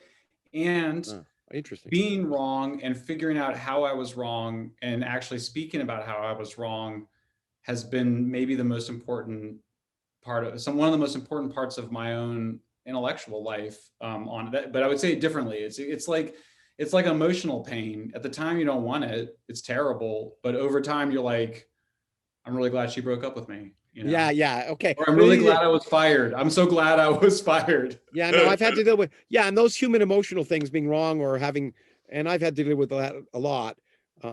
I guess, what that's, for me, what's been so great about being a scientist is 99% of what I do is wrong, or what I've done in my career is wrong. Not in the sense that the mathematics is wrong. It's just nature wasn't smart enough to adopt what I thought what I thought would be a solution of a problem. And so that becomes kind of challenge, because you're used to saying, okay, well, this is wrong. What, anyway. And so when experiments are done in science, one of the biggest problems as a particle physicist is that we've been right for the last 50 years, is that we have the standard model that's this impenetrable, and we want it to be wrong, and we want the experiment to show us what we're thinking is wrong, because only then we'll know where to go. But in a personal sense, absolutely. Absolutely. Yeah, in politics, when you have your scientific brain on, I find you can be like, you can be like, I hypothesize, and then, oh my gosh, I was wrong about that. And that's one thing. But I think when it's like my identity and my core paradigm of saving nature or whatever it is was wrong, or I was wrong about, I don't know, like helping the poor. Yeah. Like I'm discovering, turns out there's, unintended consequences of helping the poor. Yeah, sure. It's unintended. I want to talk about one unintended consequence here right now, but you're absolutely. But I've said this, and my wife disagrees with you about what I said. I've said that my hope for a college education, and I don't think everyone should go to. That's another thing. I think most kids go to college without having any idea what they want to do, and it's just 4 years of country club. But what I hope is that at some point in their education, they'll have some idea that's at the core of their being, something that's so fundamental to how they view themselves as their very existence, that to be proved wrong, because that's liberating. If you haven't had that experience, then you can't, then it's really hard to change your mind about deep things. And that's one of the purposes of education, it seems to me, is to give you that experience. And it's one of the problems about that coddling that you're talking about, is that we kids don't want to be presented with any ideas that make them feel uncomfortable. And if you're not uncomfortable, I've said, You're not learning. Yeah, you're not learning. The purpose of science and the purpose of education is to make you uncomfortable. Yes. Yeah. Okay. Here's something that More I learned. unsafe spaces. Yeah, here's an unintended consequence that I learned from you. Oh, it's number E, not number F. Where's E? And it has to do. Here it is. Is it tabulated? Like, how have you done this? I have so many notes on your thing. Oh. You don't want to see what I have here. I like to do my homework. That makes me very happy. Good. And well, I think if I'm going to spend 2 hours of someone's time, and I'm hoping the public will listen, I owe it to them and the public to do my homework. So that's. Well, I really appreciate that. Okay, good. Well, one of the things that surprised me was this. In California, banning plastic bags resulted in more paper bags and other thicker bags being used, which increased carbon emissions due to the greater amount of energy needed to produce them. Paper bags would need to be reused 43 times to have a smaller impact on the environment. And plastic bags constitute just 0.8% of plastic waste in the oceans. Glass bottles can be more pleasant to drink out of, but they also require more energy, that I knew, to manufacture and recycle. So, but what you talk about, which surprised me, there's this big thing about plastic, and can't go to a restaurant and get a plastic straw anymore. And you point out that maybe that's misplaced. So maybe could you elaborate on that a little bit? Because I think it's fascinating personally. Well, thank you, Lawrence. And by the way, this is one of these things. So I had two things I had never researched at all for this book: meat and plastics. And the feedback meat is what I want to talk about next. So they're perfect. Okay. And the feedback I've got, people love those two chapters, and I think it's because I had some beginner mind, Yeah, so yeah, sure. So I'm like, I'm going to start with the straw up the turtle's nose. That's like what everybody knows. So, yeah. But I will say I didn't quite get to the bottom of it until after the book was out, and I only recently got to the bottom of it. So let me cut to the chase, which is that if you don't know that your plastic is being recycled locally, if you don't know that for sure, you should throw it in the trash, 100%. And by the way, I do buy my milk out of bottles because I think it tastes better. And if your energy, whatever, it doesn't matter. But like plastic waste. Sure. Okay, so here's what I want to say. Plastic waste in the ocean is not something that we should want because it does kill sea life. It's not the biggest threat to sea life. That's overfishing and bycatch and other things, but we should still care about it.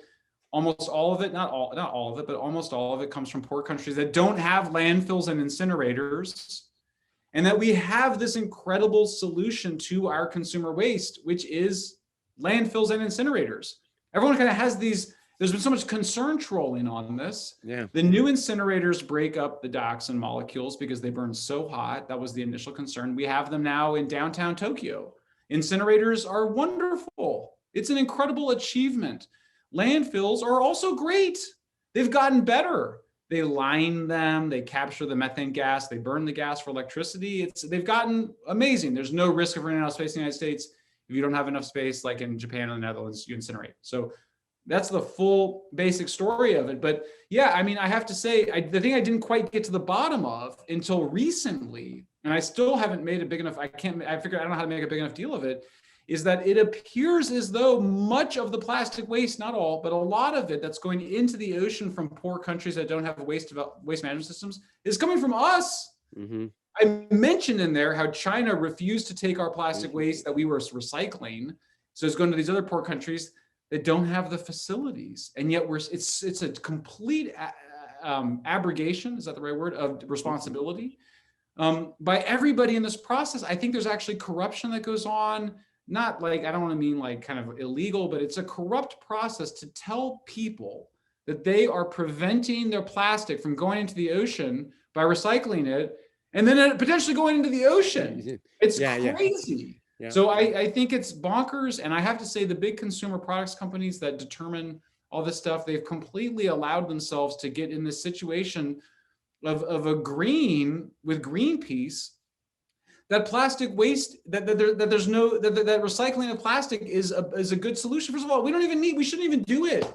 I mean, there's some thicker plastics that you should do, but we should really just be throwing it in the landfills, containing it in the landfills, or incinerating it. I mean, I just think it's I prefer the landfill part because it's sequestered. The carbon is sequestered if it's in the landfill. And but there's not that much carbon that comes out. Yeah, I know there's not that, but in fact, I was this may be of interest to you. In fact, I've done a podcast I did with my friend George Church. I don't know if you know George. He's a well-known he's brilliant in many ways. At synthetic biology. But what he wanted to do in terms of genetic manipulation, we talked about, he wants to engineer microbes that will basically make plastic, not gas, but plastic. And then he wants to use that to sequester carbon. He wants to build like a bridge across the Pacific with plastic. And, I mean, some of this may be very wild, but he said, or build structures, build high-rise buildings with new kinds of plastics. And so his argument is let's more plastic, not less plastic, because it sequesters carbon. Anyway. Yeah, but I mean, the only thing I will say is that, we make the current fossil plastic out of a byproduct from oil and gas. So it's a little bit like eating all of the buffalo right now. Yeah. Now, there's nuclear advocates who describe how in the future, when we're 100% nuclear, we'll have to use some fossil fuels to make plastics. I think that's kind of interesting. But anyway. Anyway, that I couldn't resist bringing up. It's sort of peripheral. And the other thing I'm bringing up partly because this January 1st will be my 1 year sort of not being a vegetarian but a pescatarian. When I went to the Mekong, we decided to do a vegetarian diet, and for a variety of reasons, I've decided I've spent time with my friend Peter Singer and other people as well. And so I've moved away from eating any kind of meat. And ethical reasons, or that's an interesting question. It's hard to know in the end, I think. There are ethical issues. Sure, I feel better looking a cow in the face when I see one, but also the environmental reasons. And one of the chapters of your book is about, you were, as far as I can understand, you were someone who became a vegetarian partly for environmental reasons, then discovered those environmental reasons were wrong and stopped being a vegetarian. Is that correct? No. Heavens, no. I mean, it's and by the way, the ethical reason, you could look a cow in the face, but that's only because someone else can eat the cow. Yeah, if everybody can eat cows, there wouldn't be a cow looking in the face. But anyway, I often tell when I had my Indian friends, I would often say, if we didn't eat cows, there wouldn't be cows. What's the good of a cow? It's only around because people. So anyway, but I can still feel better. And the punchline for listeners is just that chapter ends in a very. It's probably my least. It's a soft chapter in the sense that I sort of I think we should not be too judgmental of people's choices on this. And I'm certainly not. And no, I mean, literally, I think one of the most interesting things, I think what you said is right. It's like, why are you vegetarian? Well, you kind of give a reason, but then maybe there were these other things going on. And we know from psychological research that there are deeper psychological motives for vegetarianism, that vegetarianism is an ideology more than it is a practice, in that most vegetarians eat meat. But the other thing I want to say about it, meat production is our biggest land impact. So we use about half of the ice-free surface of the earth. About half of that half is just for pasture for meat. It's been one of the biggest drivers in threatening species that we all care about. That was all in my mind. Gorillas, penguins. You go to New Zealand and people see these bucolic scenes of low density farming of sheep and whatever, but it's bad because it just takes away habitat. It's just really simple. So the good news is it appears that the amount of, we know pretty well now that the amount of land we use for pasture has declined by an area 80% the size of Alaska since the year 2000. This is a massive environmental event, totally underpublicized. And you stress it a lot. I mean, you stress it a lot. And I was happy to see the people who disagreed with your book all agree with that fact. Even the people who are critical in one way or another, the fact that we can do more with less, which is one of the points you're making, by either farming better or meat production. But I'm glad you agree. It is a fact that we use so much land and so many resources for meat, And I guess the other, and maybe now you're going to, and when I drive across the country and I see all those cornfields, and I know the corn is being used to feed meat, it's sort of still, you know, that does bug me a little bit. But here's the thing I wanted to get to, which bothered me. So I bought what you said, but the one thing that bothered me about it is that, so you point out that vegetarianism, even if is not going to, from a climate change point of view and carbon emission, is not going to change the world a lot. In part because of the improvements in meat and production and other things. So you say it might just produce a 10% reduction in carbon dioxide emission. My question to you is, well, if we look at what we need to do, and I do believe we need to reduce carbon emission because of the potential serious problems if we don't. 10% is a good thing. What's wrong with 10%. that? It's So not that's 10%. what you said. Well, you say you say it could be 10%. 2 to 4% is the right number. And that's a number that is consistent among different studies in different countries by different scientists and researchers. So 2 to 4%. So let's say it's 4%. What's wrong with that? All else being equal, yes, then go. Yeah, 4% is 4% less fossil fuel, 4%. I mean, they're talking about nuclear, which we're about to do. 4%. There's a lot of countries don't have. You'll blow it on one jet. You'll blow it on one jet travel. Yeah. You'll blow it. I mean, so I'm not going to do that. I'm not going to be vegetarian for a variety of reasons. And I'm sorry, I think I forgot to mention, by the way, I stopped being vegetarian for instinctual, selfish, unconscious reasons. When my wife, my ex-wife, had a baby, she's pregnant, and I came home and she's making filet mignon, and I was just like, what is that? It had been like 10 years, and I was like, I'm going to eat that. And there was no, just sort of, we're not rational, right? We're mostly animal. Sure. Benjamin Franklin has a great story when the guy cuts open the fish and all the fish come out.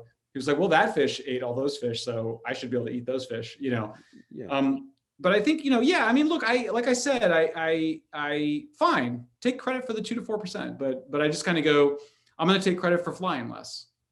Yeah, but I mean, I think we have to, and this is a perfect segue, and it's the first, perhaps the first perfect segue in this discussion, because I wanted to get to nuclear power in a little more detail, partly because it's a passion of yours, and it's a lot of discussion in the book, and partly because I agree with many things and I disagree with other things, so I think it's a good chance for us to have a discussion. And here's the point: it's fair to say you are. Let's go nuclear, 100% nuclear. Nuclear is the only solution in the long run. And I've spent a lot of time in various groups, including with the American Physical Society and other groups. First of all, you make the point, and again, I think it, in my own mind, personally, it detracts from the strength of the argument for nuclear to argue that the people who are trying to suppress nuclear are fossil fuels and renewables. That should be irrelevant. It seems to me nuclear's got to stand on its own feet. Sure, those things happen, and you're right. Yes. We need to know about them. Maybe from a political perspective, we need to know about them. But but there's no one. Good point. I agree. Yeah. Okay. So no one I know who's serious about energy is anti-nuclear. Let's just make that clear. There's no one I know who seriously thought about energy that thinks we should not have nuclear at some level. Okay. The difference is that all the people I know and in the studies I've been involved in say, you can't get to where we're going to go. We need to go at a time frame in which we need to do it by any one solution. That's dumb. That's just dumb and wrong. Oh, just let me finish first, and then you can explain why it's dumb and wrong. Okay. Okay. There are lots of things we can do, like we can, if you have that not that I think everyone should be vegetarian, but let's just take it. If you have that 4%, then that's 4% less you have to worry about building nuclear plants right away. And that challenges that. Sure. If you travel by jets less, then if you use natural gas instead of coal, for example. So there's a what was that? Which I defend in the book. Yeah, I know exactly. So what I'm saying is, everyone I know who's thought about this in detail, and I've spent a lot of time with Steve Chu and Ernie Moniz and other people who have thought a lot about energy, and in my own time, and being on various committees of the physics committees, think about it, suggests that that there's a whole bunch of things we can do with nuclear as a component to get to where we need to go in a time frame of that we need to do it in. Yeah. Okay. So so what's wrong with that argument? Okay. Well, I'm not sure that there is anything wrong with it, depending on how it plays out. So my view is that the main event is transitioning from coal to natural gas to nuclear. I would like to see that as fast as possible and no faster, to maintain safety, good economics, blah, blah, blah. I don't think we need geoengineering. I'm against it. I don't think we need carbon capture and storage. I'm against it. I don't think we need solar panels and wind turbines. I've got some in my backyard, but I'm against them at an industrial scale. Okay.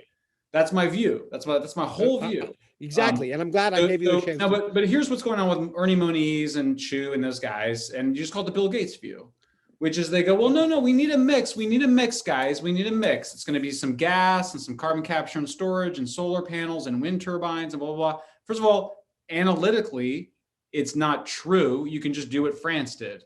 We have real world proof. You can just do nuclear. I'm not saying you should in every situation. No. Yes, okay. But you can just do that. And then you replace over time heat, cooking, transport, all from nuclear. So it's not like there's any physical obstacles to that. It's not physical. It's social and political. Yes. Okay. Yes. But you can't deny that those factors exist. Yes. And of course I don't. So you can't go to nuclear. The point is that physically, realistically, you can't do. United States can't do what France is right now because it's just politically and socially impossible. I don't agree. I mean, first of all, would you say this? Why wouldn't you just say the same thing about climate change? In other words, you go, it's not possible. How are you making? You're making the judge. I mean, that's not a scientific statement. No. I mean, well, you're right. I said it's a political one. The point is, okay. Part of the issue, okay. So let's argue. So let's argue about politics then. We know. Yeah. I'm not saying scientifically. Of course, scientifically, zero doubt. The question is, what can we do in a realistic time frame? Yes. And that's what I mean, Mike. That's part of my concern about climate change. You're absolutely right. We can bring the Bernadettes and other people in the world up above, but can we do it practically in a time frame that will happen? And that's my concern. Okay? Let's talk about that. So let's talk about politics. Well, no. I mean, I just want to raise the political. I want to get back to the science first before we get to the politics, and I want to get to back one bit of science which I agree 1000% with you on, and I've tried to publicize it, and I want to use this as more of an example to publicize it. Is that nuclear power is not unsafe.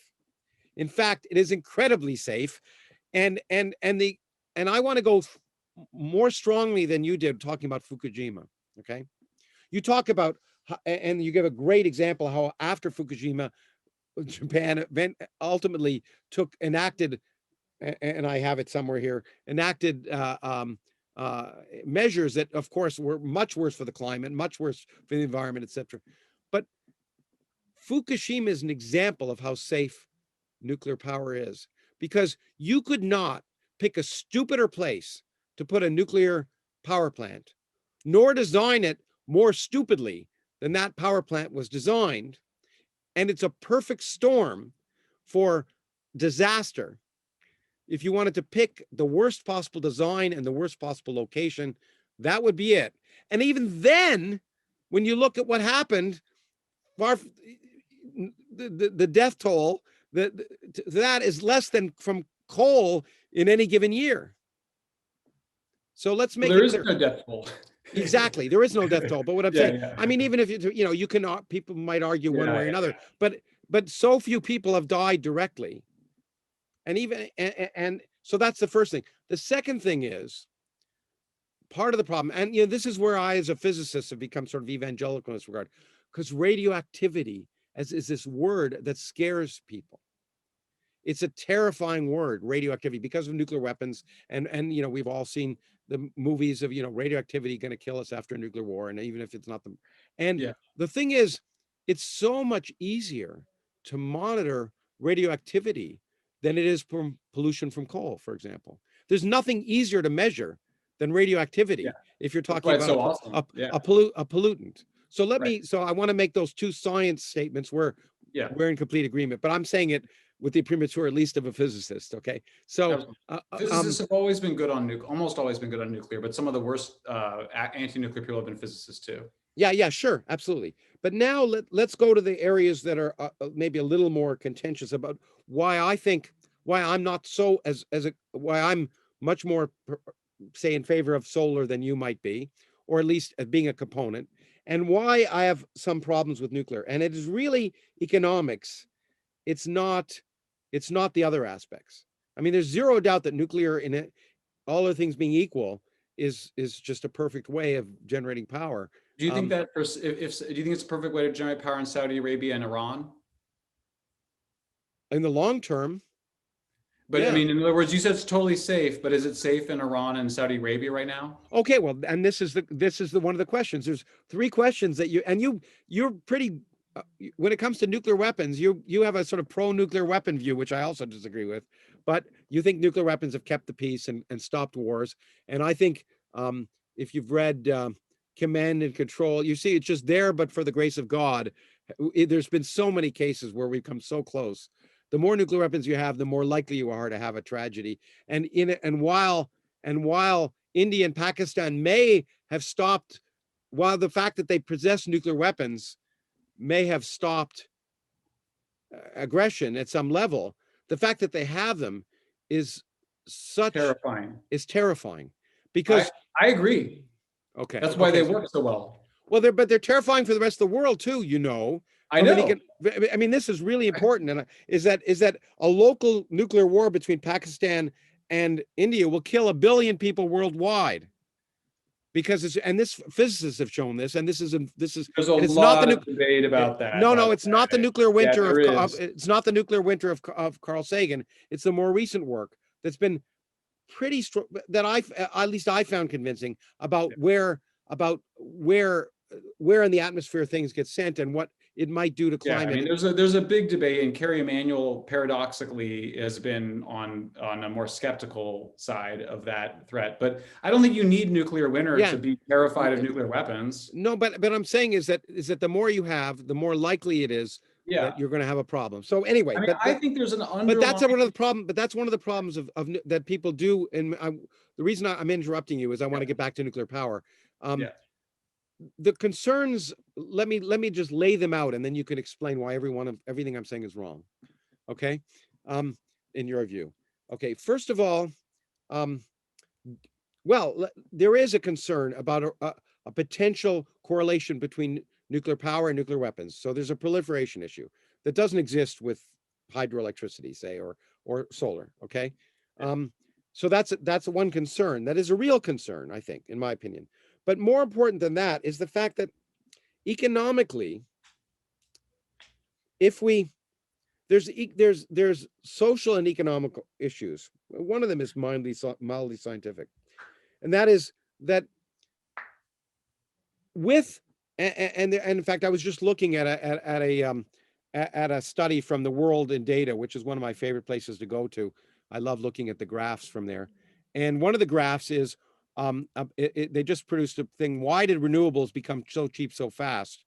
It's interesting for you to look at if you haven't looked at it. It's a new. Of course, I've seen it all, and I write about it in my book. Okay, yeah, but so the question is, so solar is going down, and there's a learning curve. The cost of solar panels. Yes. And the cost of electricity from solar panels when the sun is shining is going down. The cost of grids that use a lot of unreliable solar and wind is going up. Okay. And there's a reason for that. And it's because unreliability externalizes huge costs.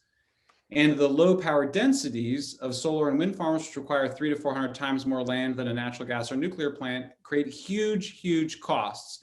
We've had massive grid reliability problems in California, big problems in Britain, big problems in Australia. Those are expensive problems to solve. They require keeping more gas power plants up online. They require more transmission. So solar and wind make electricity expensive, even though solar panels and wind turbines, when they're generating electricity, generate that electricity cheaper than they have. Okay, that's what I would say.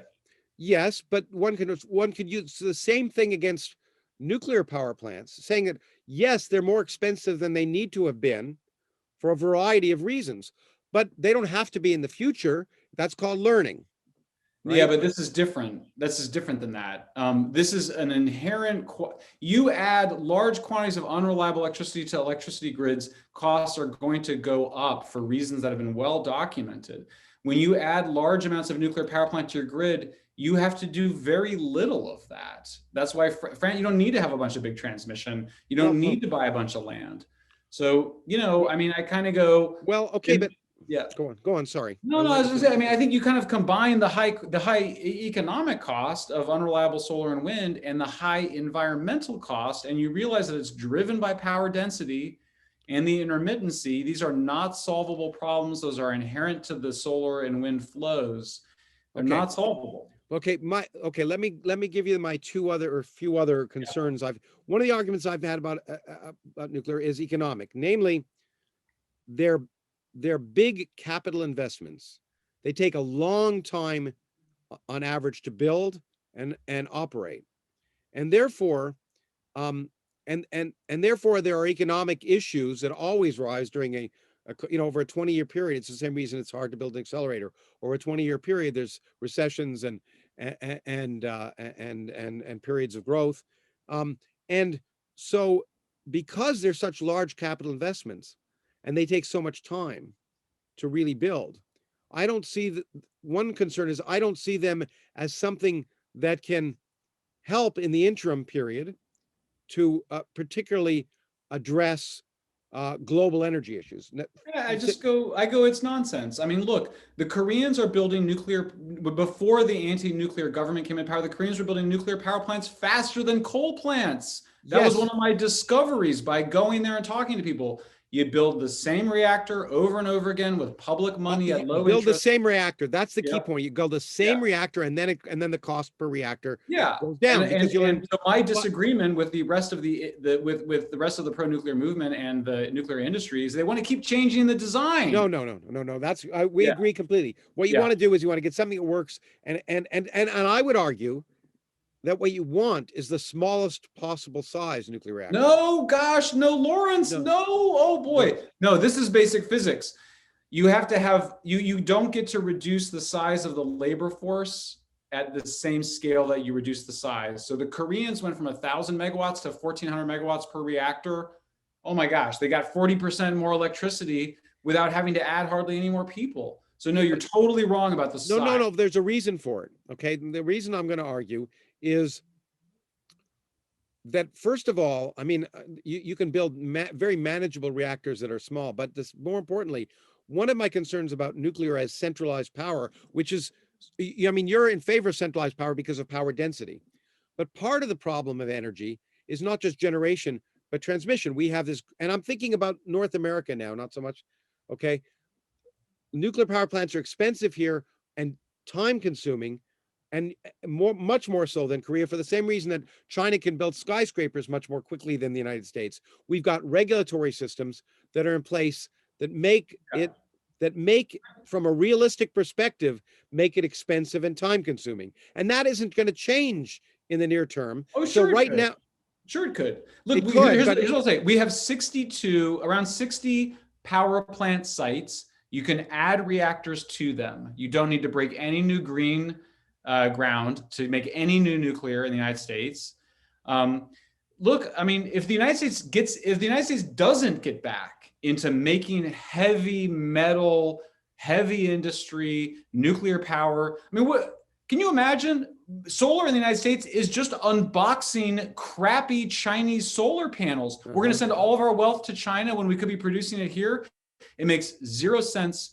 The world is reverting back to national interest, away from this globalization, which went too far. So this assumptions that you make that somehow we can't do it in the United States, it's too linear. I'm just saying I'm not saying can't. I'm just saying realistically, if you look at the history, I don't think it's realistic. I think what's unrealistic is the idea that Americans are going to keep spending money unboxing crappy Chinese solar panels.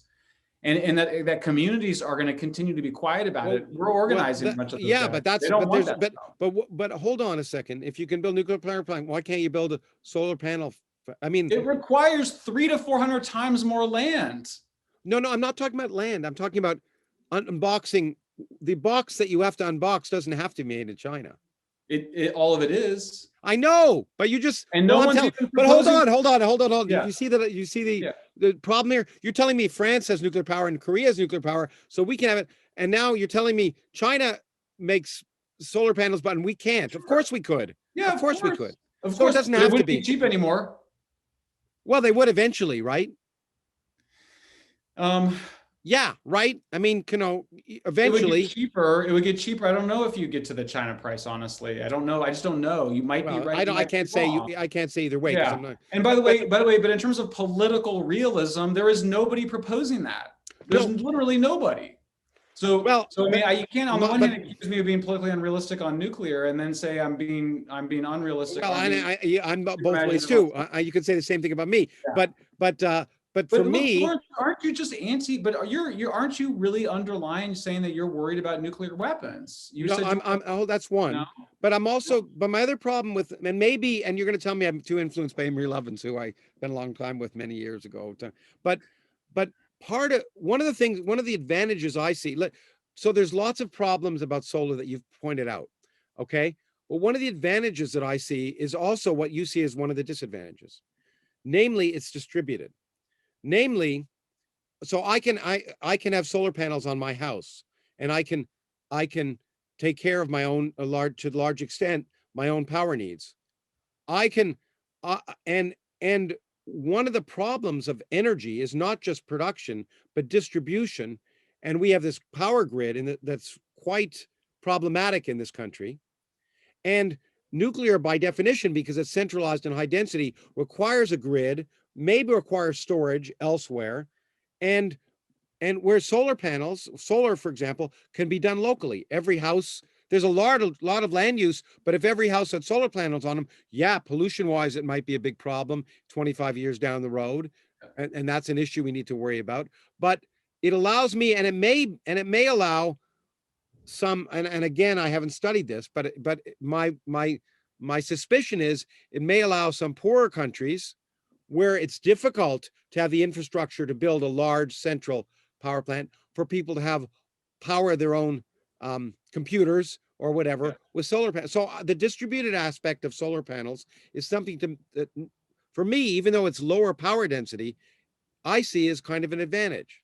I know, and I think the reason you see it for that is for non-scientific reasons. Could be. Let me explain why. Okay. The process of creating prosperity is about centralizing energy and food production. So what Amory is suggesting, but he's more clear that what he wants is degrowth.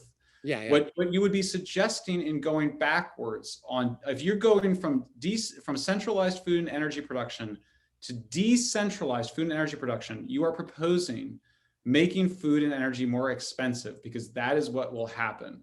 Most people do not want food and energy production happening near them. We don't like it. It's industrial. We want to put it somewhere far away. I don't think you do either.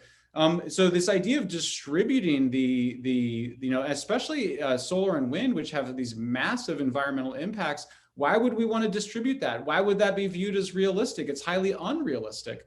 We're in the midst right now. Right now is happening a protest in Britain against a massive proposed solar farm that even Greenpeace is against. So it's the decentralization of renewable energy production that makes it unpopular. But that's an industrial scale. I agree with you. No one wants a factory. Yeah. Just like no other way, no one wants nuclear waste. That's a problem. Even though they shouldn't worry about it. Even though they should worry. Do you know why why they concentrate solar panels? Can you guess? Because it's more efficient, I assume. It makes it about half as expensive because think about the labor. Yeah. One roof versus just a bunch of dudes unboxing crappy solar panels from China and spreading them over landscapes. Pretty easy work. From a global perspective, it's more efficient. But for me as an individual, or for me as in a country where if I want to have if I want to, in some sense, have more control over my energy environment, putting solar panels on my house is a good thing. No, it's a good fantasy. Let me tell you why. We had a blackout in California. The sun was shining and people with solar panels on the roofs couldn't get electricity from it. They're hooked up to the grid because that's what they're for, is to get grid electricity. We taxed poorer people with more expensive energy to subsidize my rich neighbors in the Berkeley Hills to get subsidized solar panels and subsidized Teslas. So there's an equity problem. There's a cost problem. Of course, it's a fantasy of independence. I did a focus group once with just young guys here. And once I introduced the idea of being free from the grid with solar panels and batteries, they were so in love with this idea that nothing we could say to them would change their mind. So I would suggest that it's a fantasy that's so American in some ways. I'm going to produce all my own. We see it in Berkeley, right? I'm going to make all my own food and energy. That's the whole Michael Pollan, whatever. It's total bullshit. Like, we have a very large garden in my backyard. My wife loves to garden. I love the food from the garden. If we depended on that, we would die. Like, we depend on consuming large amounts of food and energy produced at scale, efficiently, far from us. And that's the way it's always going to be. Okay. I mean, and we could talk about this at length. I'm not unpacking things enough, but let me I'm just trying to point out things that one might be concerned about. By the way, I think you'll agree with me that you're right. A lot of this is just subsidized. The subsidized Teslas, but the subsidies for that are far less than the subsidies for oil and gas. Yes. No, they're not. They're just not, Lawrence. I mean, they're in the R&D and federal. What is it? How many billion dollars? The way that Amory plays that game with numbers, I can tell you in great detail the games he plays.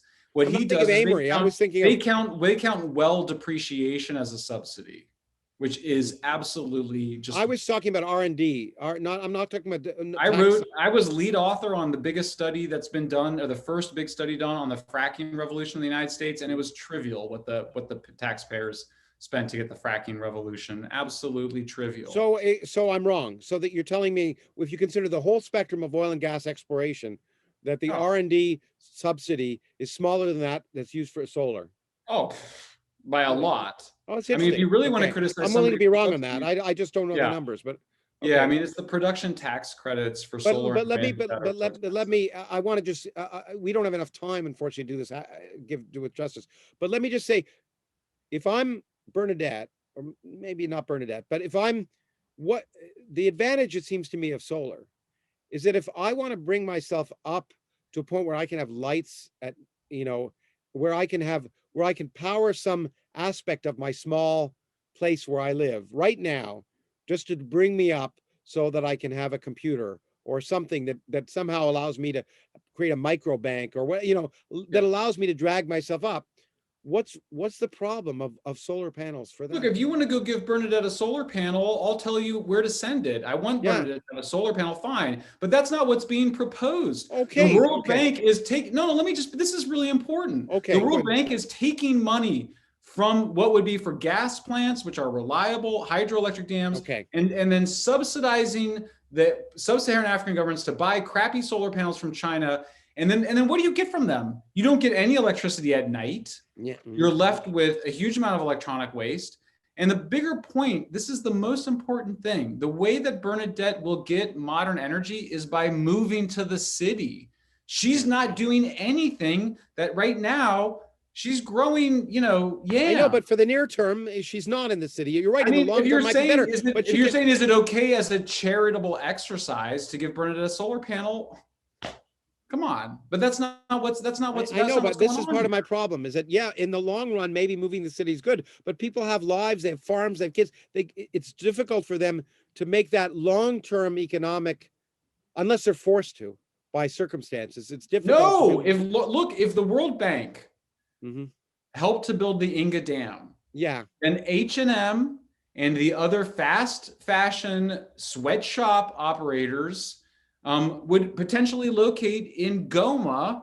I mean, that's a tricky city because it's a little far away from port, but just to go with me, they would locate there because they have cheap electricity, a huge amount of cheap labor. Bernadette's labor right now is basically free. And they would be able to, and Bernadette would love to get that job. Are you kidding me? When you interview women, poor farmer women, they would love to have that job. If you create the opportunities, if you build it, they will come. Okay. That's absolutely. Okay. That's right. But if the opportunities don't exist, But they don't exist because the Malthusians took over the World Bank. Okay. No, right. yeah. I mean, you got us back to full circle from I just think I worry about you kind of go, well, but right now it's faster to have a solar panel. Well, yeah, I mean, I put a solar panel on my roof. I have solar electricity during the sunlight hours, but building a nuclear plant takes 10 years. Yeah, but after the nuclear plant's built, it's enough power for 3 million people. Yeah, so nuclear bans should be built. I agree, but I just don't see them.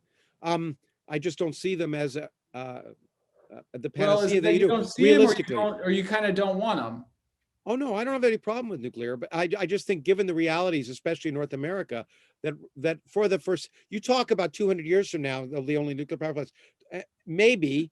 But I'm not saying that. I'm saying for that the near-term future, I don't see it as, I mean, look, politically and socially realistic. But Yeah. here, let me ask you another question. This is I did a TV show once, and I had a solar plant in the back. They drove me up somewhere in California, and it was solar thermal, namely.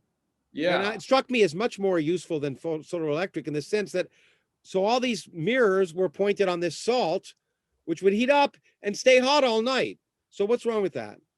Well, I write about it in the book. That's the farm they built that requires 400 times more land than a nuclear plant. In order to build it, they had to pull our endangered desert tortoises out of their burrows, put them on the back of pickup trucks, where many of them were penned and died. Mm-hmm.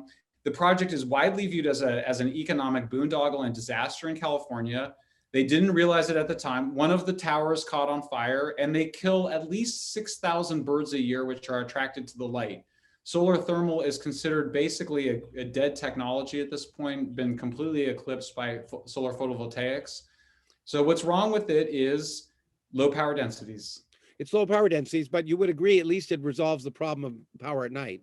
No, it actually doesn't. It's actually not sufficient the idea was you get some of it sufficient for peak hours, but you got to remember about storage. The most important, this is just physics. Yeah. Every new energy conversion, electricity to chemical, electricity to salt, which is what that is. Sure. And back to electricity, you're paying an energy penalty somewhere between 20 and 40%. So you don't want to add energy conversions to the grid is sure electricity. Yeah, you don't. But I mean, every time you do that, there's trade-offs. You don't want to, but if you want to be able to store energy, then you inevitably have a trade-off, right? So if you want to be able to store energy, if you could generate energy in one place and you need it somewhere else at a different time, you need to store it, or a different. Yeah. And so anytime you do that, there's. Yeah, so they built Diablo Canyon, our last nuclear plant in California. They built a pumped storage facility along with it. Yeah. And it allows for that. But the difference, and there's a conversion factor that you lose something when you do that. Yeah, but that's the difference, but you live with it. Well, but it's not just all else is equal. The difference is that the nuclear plant is 90% capacity factors, and the solar plant is something like 30 or maybe 40 at best. Good point. Okay. And those differences are very, very big especially when aggregated onto the grid. Okay. By the way, one thing that I meant to ask you is, because I grew up in Canada and where there's a lot of hydroelectric power, I always think of hydroelectricity as renewable, and yet you talk about you're a fan of hydroelectricity, but not a fan of renewables. So am I wrong? Hydroelectricity is renewable. Yeah. I mean, I've tried to figure out how to talk about it, but basically my view is, wood to coal to gas to nuclear. Mm-hmm. And then you go, where do hydroelectric dams fit in? And I go, hydroelectric dams are the highest form of renewables. Okay. So, I mean, it's not like, I'm not even against, I defend burning coal, right? Yeah, coal I know. Over wood. And so I go, so Bernadette, so for me, it's not like, which technologies do I like? It's like in Congo, it's obvious to everybody that it's the Grand Inga. In Mozambique, it's obvious that it's gas. In some places like Zambia, they may need to use coal. Okay, well, I'm in agreement in that way too. And that's what I think about the multi-tiered approach to trying to resolve climate change problem. And nuclear is an important component, but many other tiers can be useful, especially and now let's get, I don't want to go too much longer. I want to deal with climate change, particularly at least climate issues in the last 10 minutes. And then, this has been fascinating and learning for me and maybe for people, and maybe for you, who knows? But anyway, No, I've been loved, but I'm sorry. Yes, I have enjoyed this. I like the differences of opinion. I don't have any problem with the discussion or disagreement. I love it. Okay, me too. Anyway, but so you were just leading me somewhere where I forgot, but where I was going to go about climate. But what's the I mean, I last thing thought you you were just going to said? talk about, I thought we were going to talk about the bomb. I thought that. No. Okay. But yeah, the many-tiered approach. Okay, here's my point that I do the ski slope curve does matter to me. The fact that I do think the fact that carbon remains in the atmosphere for 600 to 1,000 years means that you can't just wait for a sufficiently long time to do anything. There is a time urgency to at least begin the process. You agree with me there? Well, not only that, but I point out, as nobody does, we're reducing emissions. Carbon emissions peaked. Well, but wait a second, because I think that people kind of leave this part out. Yeah. We have to do something. We have to do something, right? Well, okay, but let's maybe start by recognizing that we've been doing something. Carbon emissions have peaked in Germany, Britain, and France, in a number of places, but not globally. Let me finish. Okay. They peaked in the United States. They peaked in Canada. They're peaking in most developed economies, and they're mostly the United States. I think people disagree with you about whether they peaked in the United States. I mean, the pandemic has helped a little bit. It did peak in the United States. My understanding is that 25% larger than it was in 2007 now. No. That's the data that I've seen, but okay. Well, we can check that. Wrong. But anyway, the bottom line is that globally, certainly, and that certain rich. I mean, that's one of the complaints that some people have had. What you say is that certain rich countries, Germany, England, and is it France, have indeed peaked, but if you look at the developed world, it hasn't peaked. If you take if you take the conglomeration of wealthy countries, it hasn't peaked. Do you agree with that? Gotcha, but let me just, in Europe, emissions in 2018 were 23% below 1990 levels. In the US, emissions fell 15% from 2005 to 2016. That was the latest data available. They've declined more since then. When you look at carbon emissions from electricity, which is the first form that will decarbonize fastest, they've declined by 25% in the United States and 63% in the UK between 2007 and 2018. I am a follower of positive psychology. Positive psychology teaches us that we do better when we build on our strengths rather than this kind of catastrophist. We have to start reducing our emissions right away. We're doing it. Let's do more of it. So okay, but you also realize that it's partly but it's partly a false statement. It's reduced it. You will agree, by importing from China, where they're producing it. So if you have to include the whole footprint, I don't think it's fair. I go through those numbers, and it's true that importing these products from coal mining in China but that's not enough to. No, but I mean, I think so. I think but the numbers it's not one-to-one. Okay, but you can't just quote. We can't. It's not as good as you say it is because we're passing the buck. I mean, and you're right. Okay, sure, but it's also better than the way I'm saying it. It's also better than the way I'm saying it because it's like China's going to do the same thing. China will eventually do. So in other words, like, of course we peaked first, and of course Britain peaked. Britain was the first country to industrialize, so of course they peaked first, and so look, I mean, I've had anyway.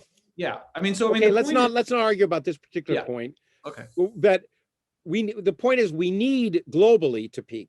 Okay, yes, you agree that we agree, and it's time sensitive. It's not as if peaking in 2040 is the same as peaking in 2020, right? Because we have 20 years of about 10 gigatons of carbon per year.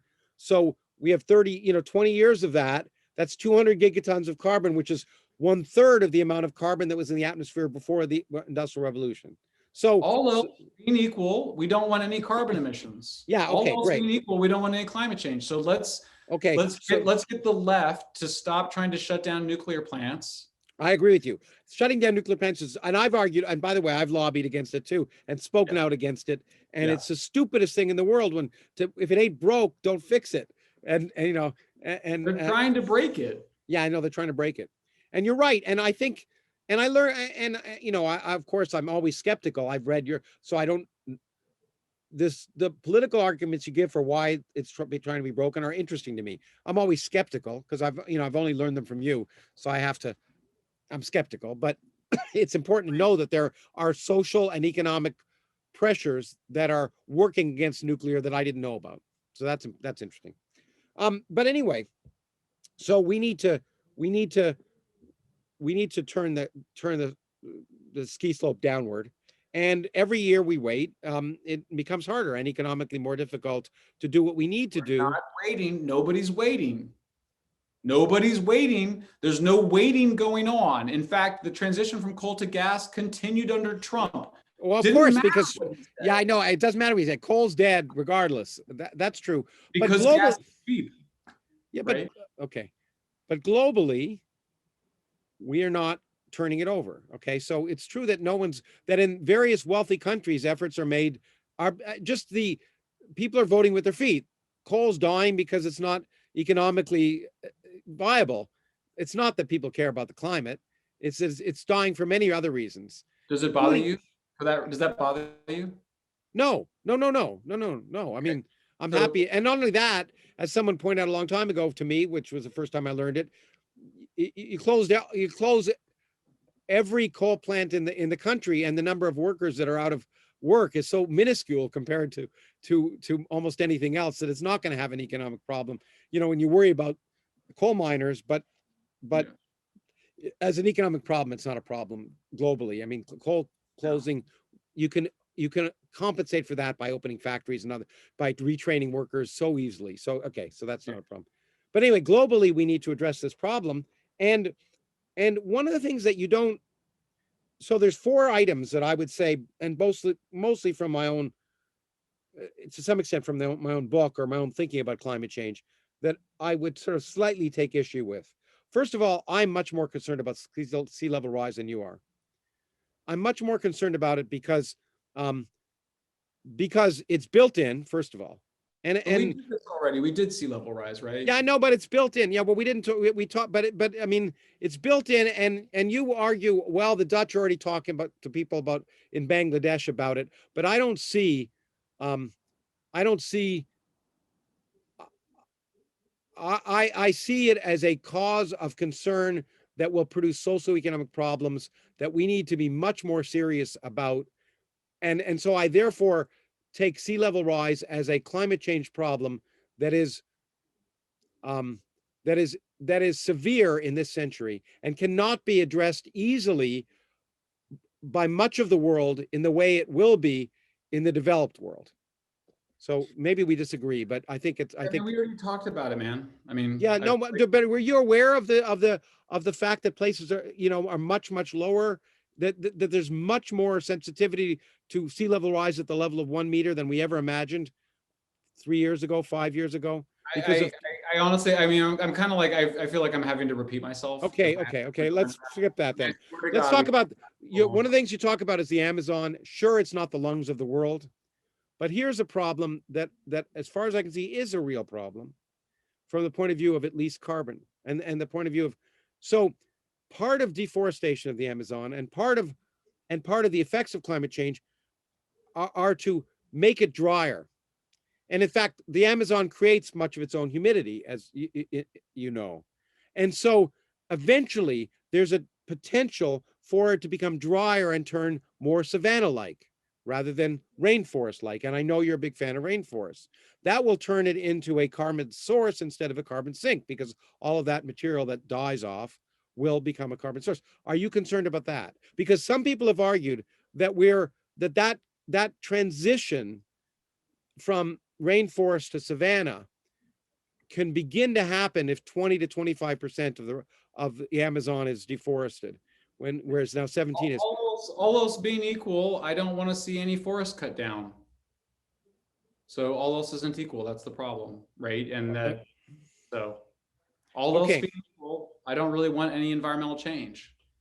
Okay, but I think that's a potentially serious problem with the Amazon is not just not forest cut down for the sake of forests, but the fact that you eventually, if you change the topography, you eventually produce that is a huge carbon source rather than a sink. And I view that as a big problem. We don't want more warming. Okay, let's for the point of view of time, let's skip to I guess maybe my biggest problem has to do with uncertainties. Okay, the reason I became more serious about worrying about climate change was seeing the uncertainties.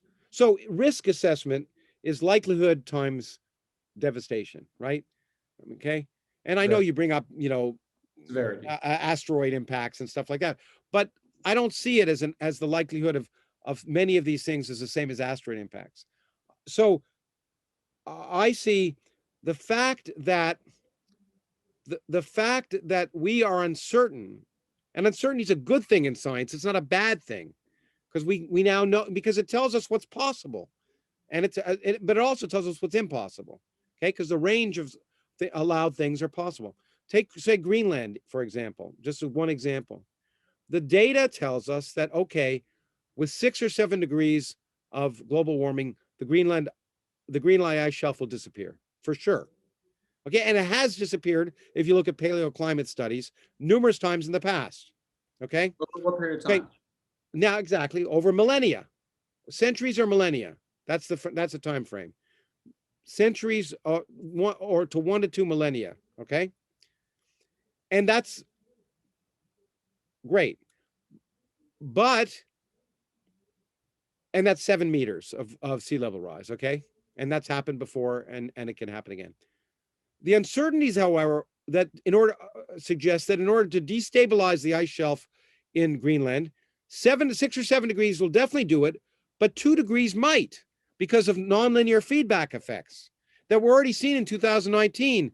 The reason there was so much ice mass lost in Greenland in 2019 wasn't just temperature.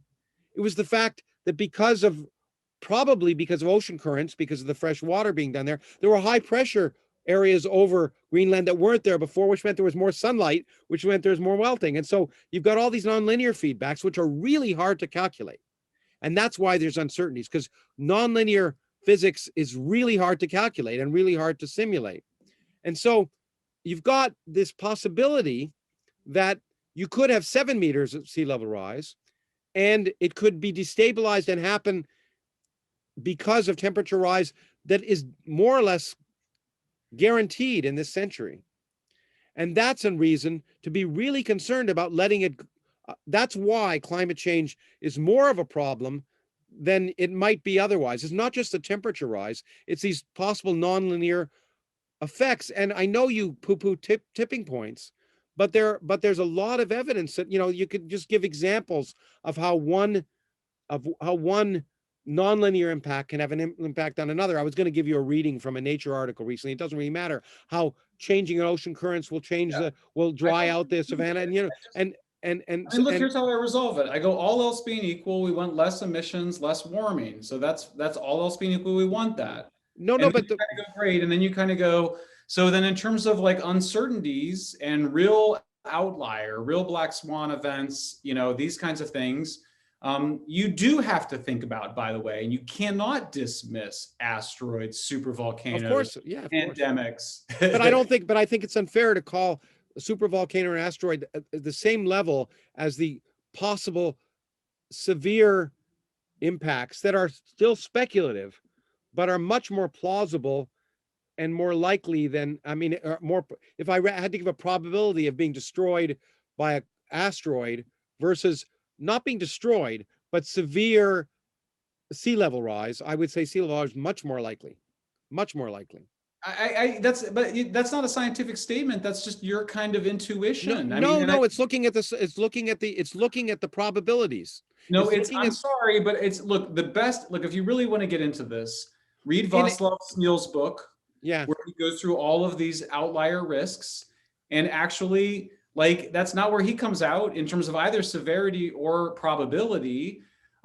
Yes, climate change is happening, and the way the IPCC and others mostly calculate the risk is in an incremental way, which I think is the right way to do it. Yes, there's some possibilities of unknown, unquantifiable tipping points.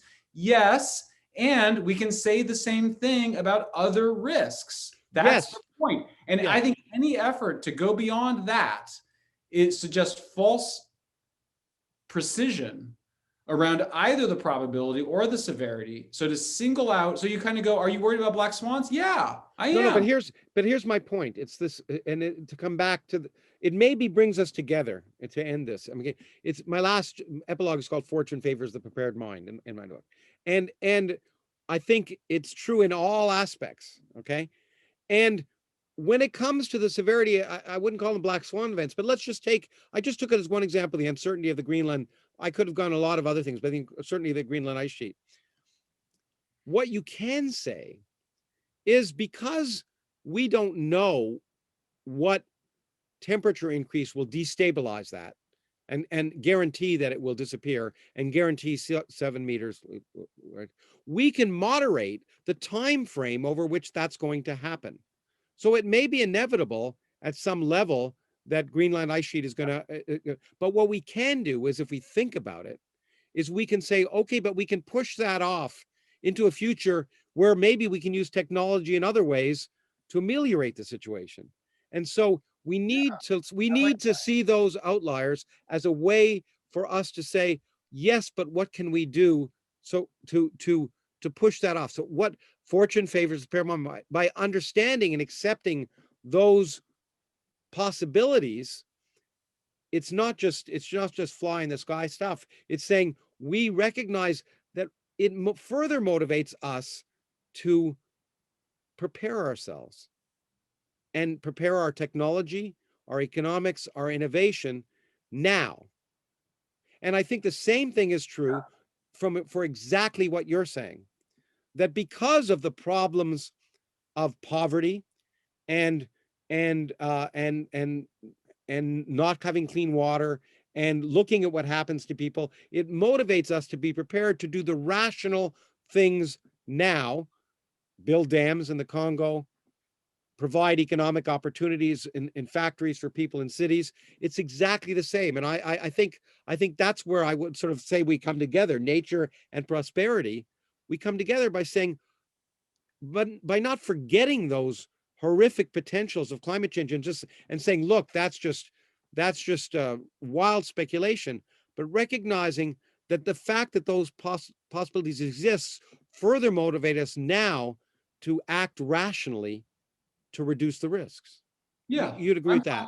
But I also want to apply it to asteroids. I don't want to poo-poo asteroids either. I'm all in favor of search. I mean, I've been a big argument of and it's costs almost nothing to be able to find every object that's 1 to 10 kilometers in the.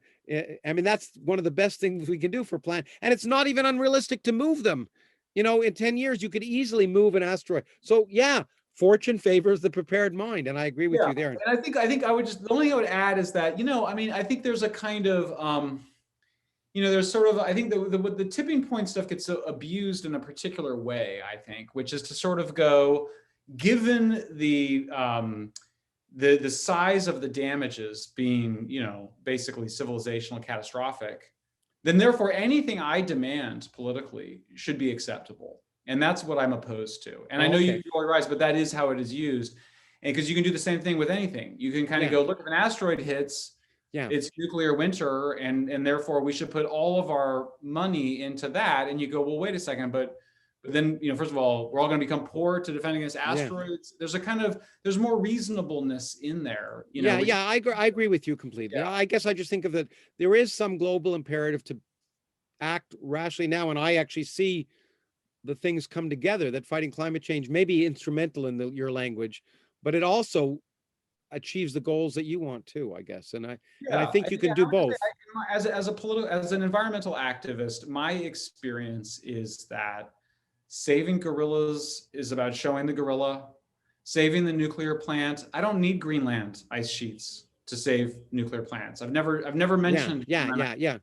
I saved them, and I kind of go, look, it's a great plant. Let me tell you why it's so safe. Let me tell you why the community likes it.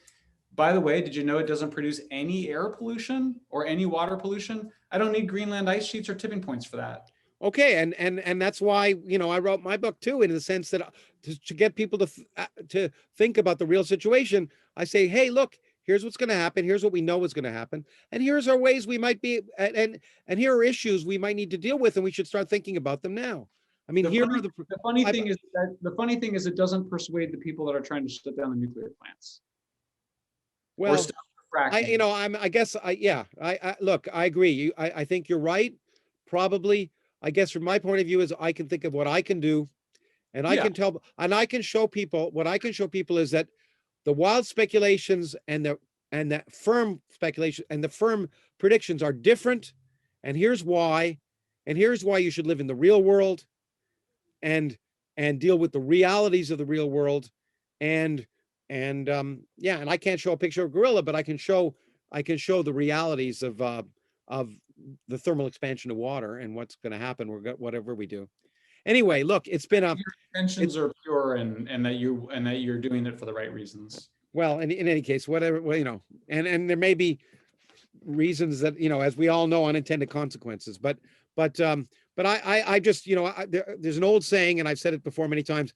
If the only tool you have is a hammer, everything looks like a nail. And I'm an educator. And so it seems to me, ultimately, I have this somehow, even though it doesn't work that well, ultimately, if you provide people with information, I somehow think it can't hurt.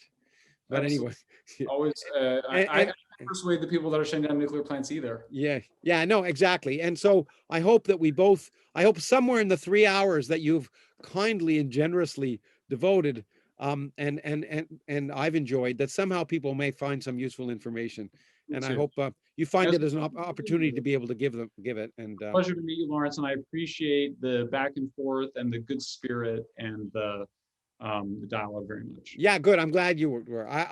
Yeah. And that may end our podcast, but I'll just tell you now that, I was thinking about this and hoping that you would take this in the spirit I intended, which was a dialogue because if I didn't think it was worth talking about the things you talk about, I wouldn't have bothered to have you on in the first place. Absolutely. Yeah. No, this is great. And I really appreciate it.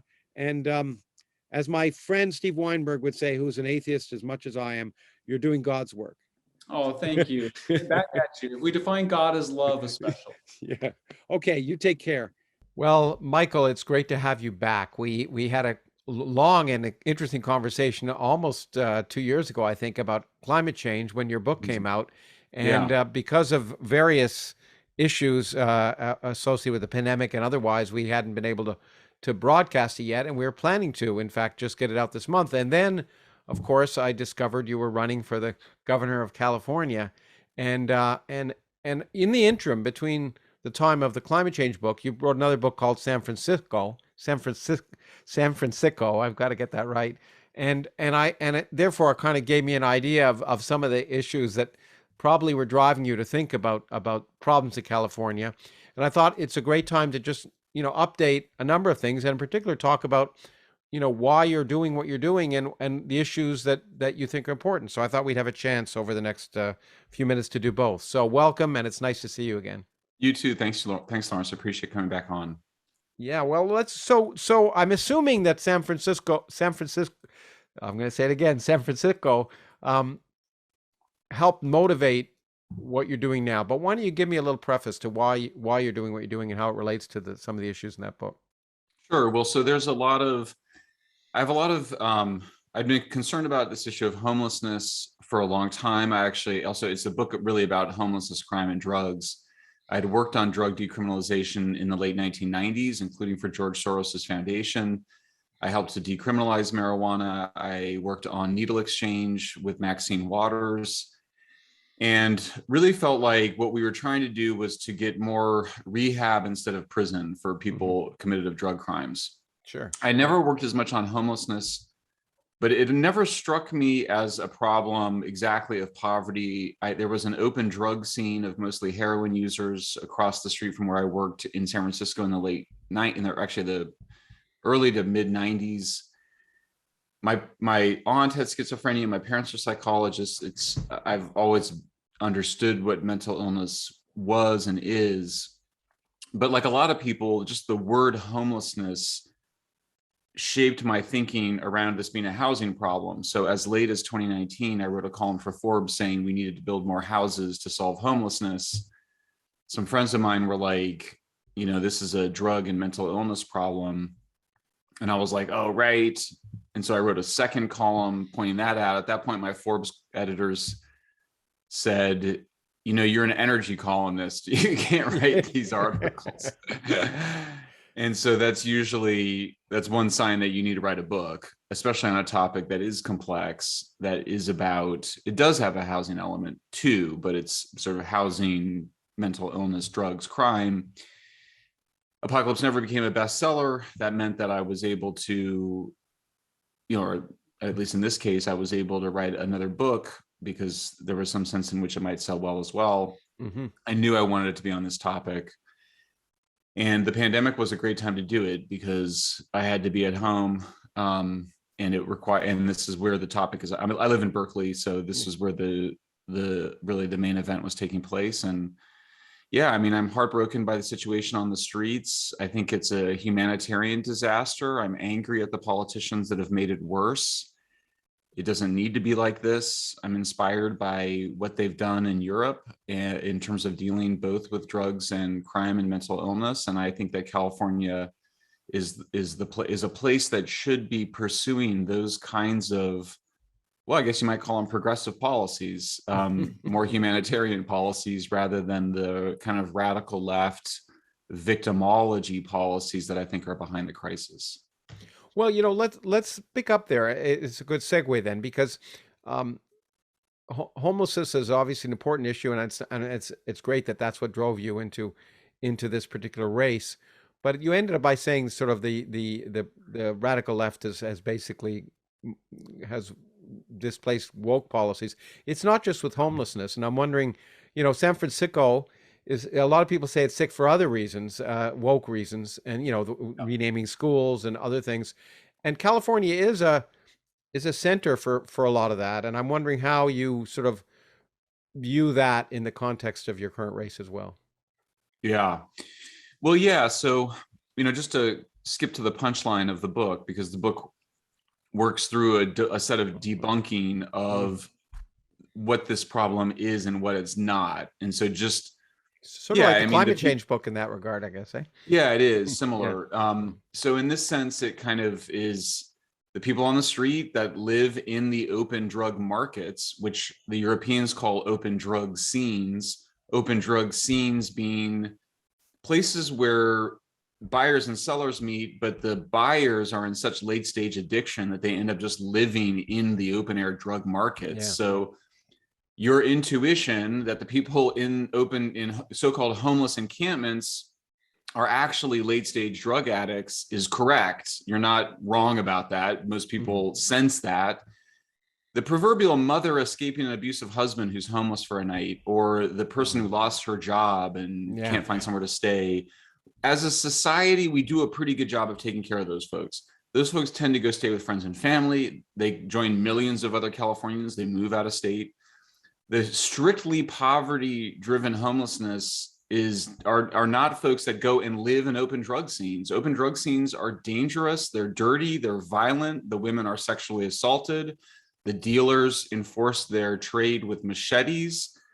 People are murdered. This is real terrible stuff. So why do we allow that? And why do we allow it in the name of compassion? And so I get to the bottom of it, and basically there's a fairly small group of people that call themselves homeless advocates, and it's a trick on your brain. These are not people that are advocates for the people there, in my view. They're actually anarchists, and I'm not using that as a disparaging term. That is what they are, and often self-identify as. They hate society. They hate capitalist, democratic, liberal society. They think it is evil and produces inequality. So they're sort of creating this outcome from a system that they hate. They justify it as saying, well, you can't get people off the street. So if you really push them on it, they acknowledge that everyone's on drugs and addicted, but they say, well, you can't mandate rehab, and you shouldn't criminalize addiction and homelessness. And I actually agree, but I do think you also have to enforce laws against public camping, public defecation, public drug use. because those are the laws that maintain a society and a civilization. And they actually happen to be the ways that you get people that are really sick with mental illness or addiction the help that they need. And so my view is, where I come to, is that, I'm liberal in my concern for the poor, I'm libertarian in my passion for freedom, but I'm conservative in my recognition that you need civilization for compassion and freedom. And so the folks that are defending the people on the street are quite radical. They defend it basically by saying these people are victims. As victims, everything should be given, nothing required. Basically, a different set of rules should apply to people that we've designated as victims. And that goes for people that are designated victims, whether from experience, like trauma or abuse, or because of skin color. Thus, it's a racist ideology. It suggests that all Black people are victims, which is outrageous. But it is what it is. It's a woke ideology that you're very familiar with and that most people are familiar with. Yeah, well, I lived before I escaped to where I live now, which is Pleasant. I lived in Portland or near Portland, and I watched the same, what appeared to be initially well-meaning ideas destroy a lot of that city and make it unlivable in many ways, and it's unfortunate. And so yeah, I think this is an area where, again, I think we have come together in that way. I'm concerned about what sounds well-meaning, but really is destructive. And obviously my interest, give my background more in education and some of the concerns that I have in California, in particular, about the educational system at universities, but in public schools, and some of the ridiculous proposals about mathematics, for example, the teaching of math you may be aware of in California, where getting the right answer is viewed in this document as, in some sense, white supremacy, and that's just nonsense, and it needs to be addressed. And very, very concerning. Yeah, I mean, it's there's been this conversation occurring with Douglas Murray and others, which is sort of like, how far does this wokeism stuff go? Well, it'll stop at STEM, was the idea, that it's not going to go into STEM, because that would then mean that the bridges are going to fall down. Yeah. And that's what's happening. There it is. Yeah. What's that? And that's what's happened. Exactly. That's what's happening. And it's not just on the radical fringe. I mean, you have Governor of California, Gavin Newsom's, his own people are proposing that we stop teaching algebra before high school. Why? Because there's racial disparities in math. Yeah. Well, the solution to racial disparities is obviously to improve the performance of Black students. Yeah. Not to hurt the performance of white students, which is already bad enough. Yeah. And we have a 10% Black math proficiency on average in the high schools. It's a total scandal. But so the woke left says, they say, well, that's entirely because of historical racism. Could be no other reason.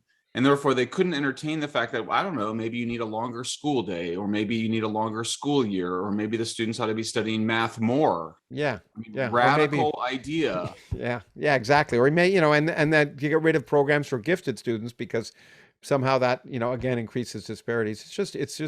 It's unfortunate for everyone, and including minorities, because it makes the assumption that you have to dumb down things, rather than the assumption that you want to bring everyone up, which is really what we should be trying to do. That's right. Well, look, I don't want the whole thing to be about wokeism, but it's certainly an issue in California. But there are other, I figured I'd ask you about other issues, some of which, if you were governor, you'd have to deal with more generally than just the issues in San Francisco or this new wokeism, which California is sort of in some sense a center of. But I mean, this week, there's guns. I mean, that's, look, this week we had that tragic episode of 19 kids, as I've, in full disclosure, I've left the United States. There are many reasons for that, but it just seems there's so many issues that seem impossible to address effectively by government. And I don't know what one would do. Any thoughts? Well, yeah. I mean, I spent much of last night and this morning thinking a lot about the mass shooting. And of course, if I were governor and you have a mass shooting on your soil, people look to you to say something. I mean, it's almost, and, they look to you. I'm struck by, I tweeted something that was not about the shooting last night after the shooting had occurred. And I was sort of reprimanded by, not by a mob or anything, but just by one person who was like, read the room, man, and I remember my first reaction was defensive. And I was like, well, there's other issues than the school shooting. And then I was like, the school shootings have become religious. They've become a kind of, I mean, it's sad, but they've become a kind of holy event I think in a really twisted way. I mean, I guess there's other ways in which you would say, well, 9/11, we treat it as a kind of spiritual event. When we remember it, there's a loss of life. I also worry about it, though, because I think that sort of attitude suggests a resignation to them occurring. And that's totally understandable. And to some extent, I think it's just crazy to imagine that there's something you could do in terms of policy to get rid of them.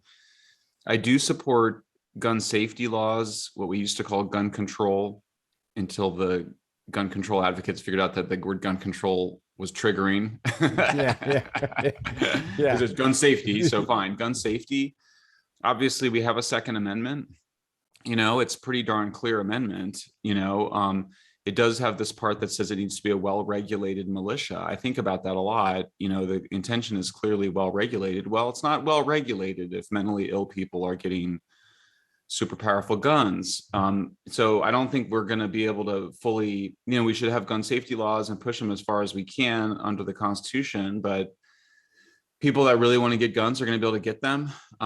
There's new 3D guns or the 3D printing guns, and the ability to make guns means it's even harder. And then you're dealing with this other issue, which is mental illness.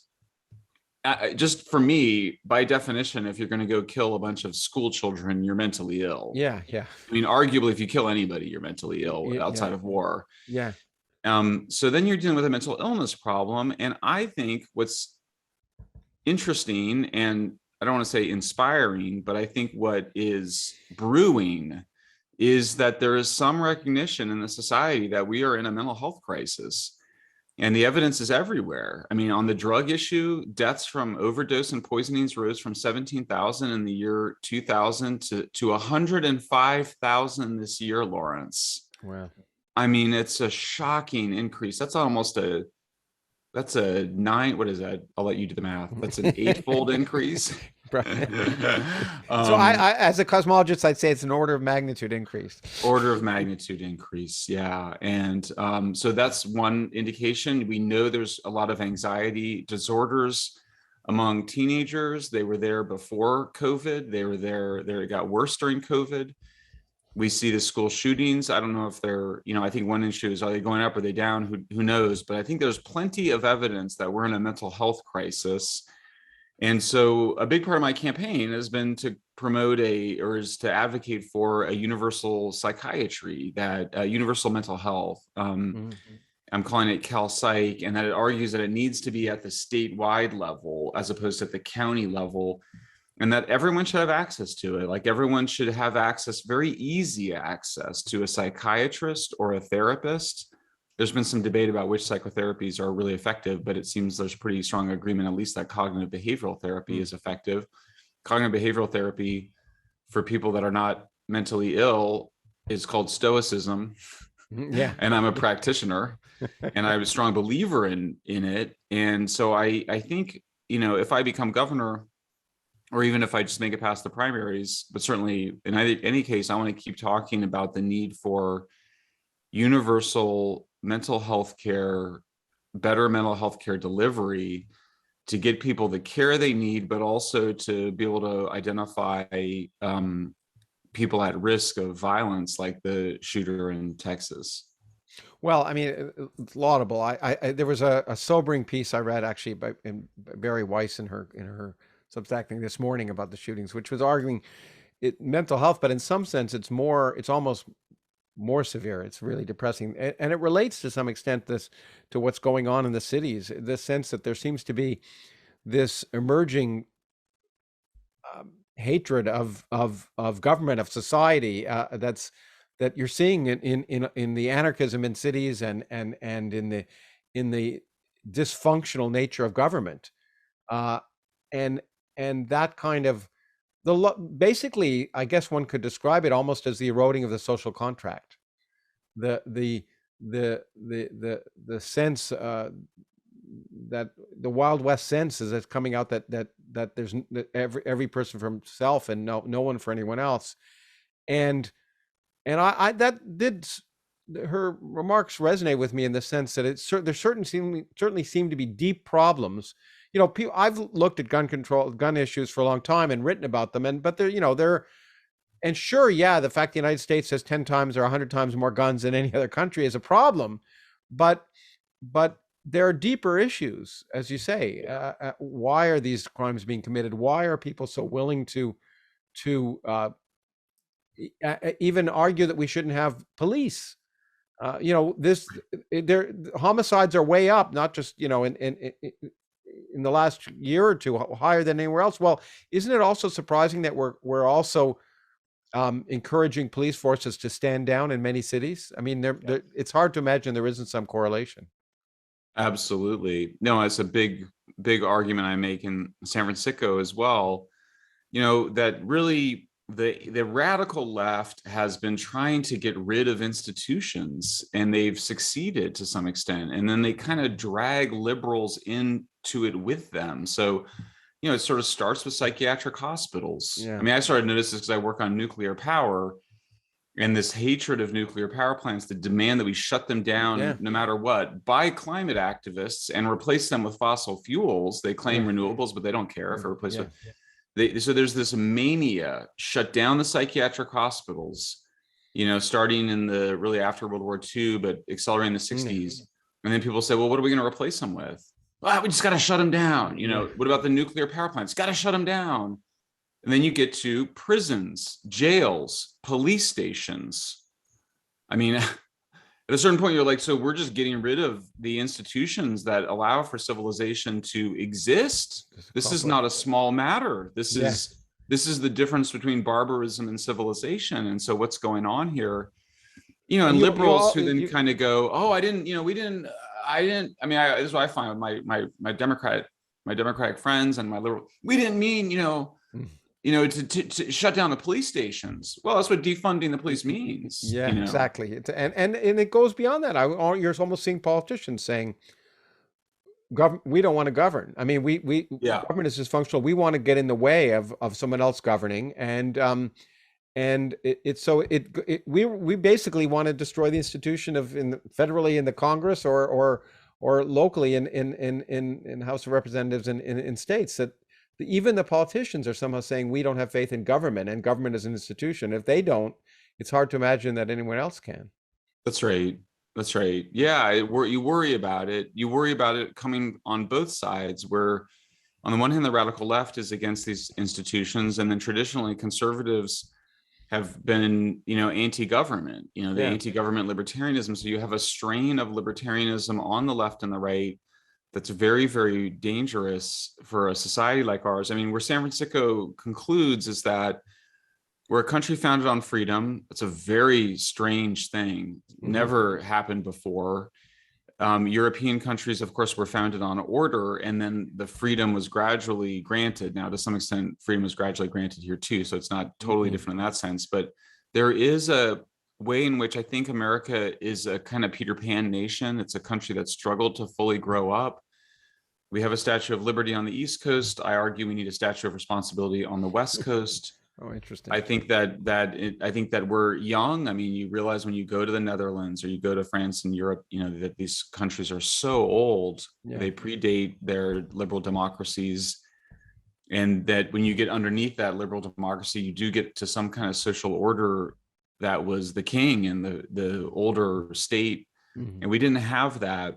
And I think we are and that's okay. I think we're creating it, but I do think that all of these things are signs that we need to come together around some kind of social order and some kind of taking of responsibility. And that includes institutions that work for the people. Yeah, I agree. I couldn't agree more in that sense. I mean, and in full disclosure, and I've noted this before in podcasts and everywhere else, I grew up in Canada, and I grew up under a parliamentary system, which is based, the American system is based on a distrust of government. That's why it's got these, competing forces that one, can't overrun the other. And whereas a parliamentary system is based in principle on trusted government.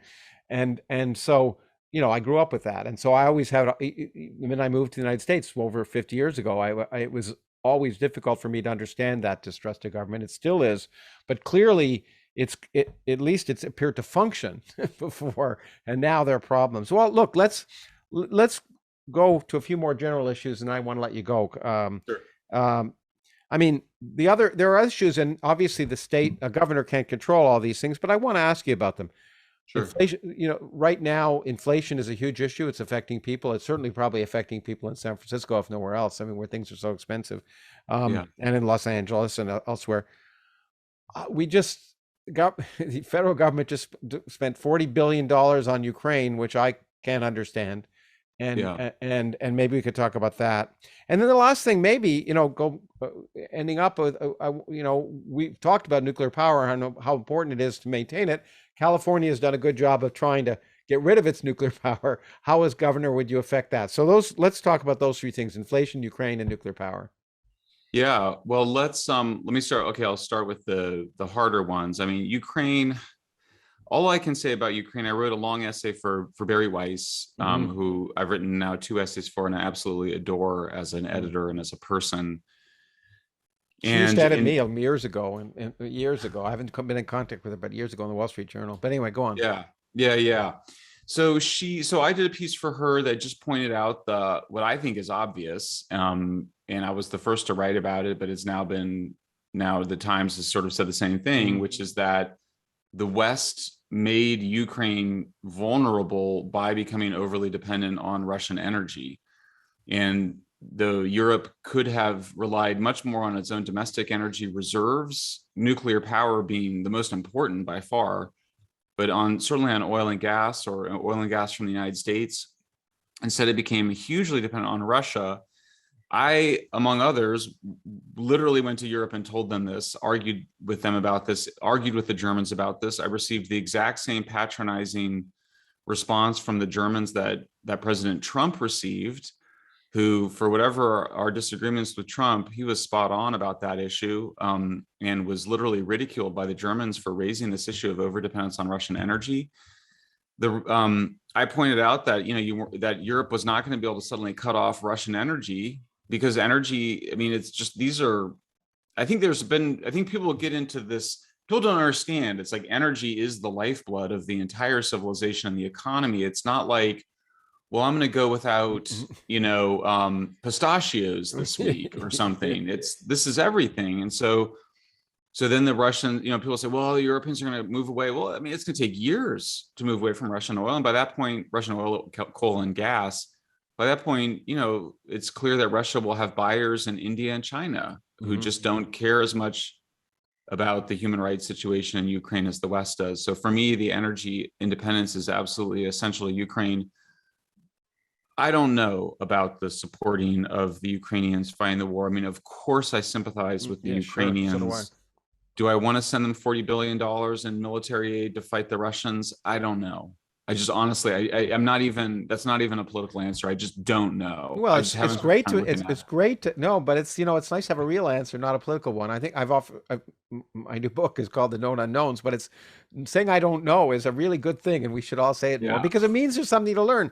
One thing I would recommend, by the way, it's self-serving, but it's true, is I just had Jeffrey Sachs on my Critical Mass Substack site, and also earlier a discussion with Noam Chomsky on these issues, both of whom who argue that our policy towards Ukraine is basically to make that war continue, and that our effort to try and encourage them to go into NATO was provocative. And you should, but Jeffrey Sachs is an economist. It's worth.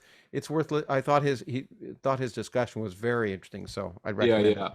But let's see, and part of that is inflation, of course, is being related to that, and it's not an issue that a governor can control, or maybe even a president. But I don't know if you have any thoughts on it at all. Well, only on the energy side, which is that we're in an energy shortage, and the energy shortage started before the Ukraine invasion, and it became when we got obsessed with climate alarmism, and we shut down our oil and gas production, and we shut down our nuclear plants, and that was bonkers. You need abundant energy.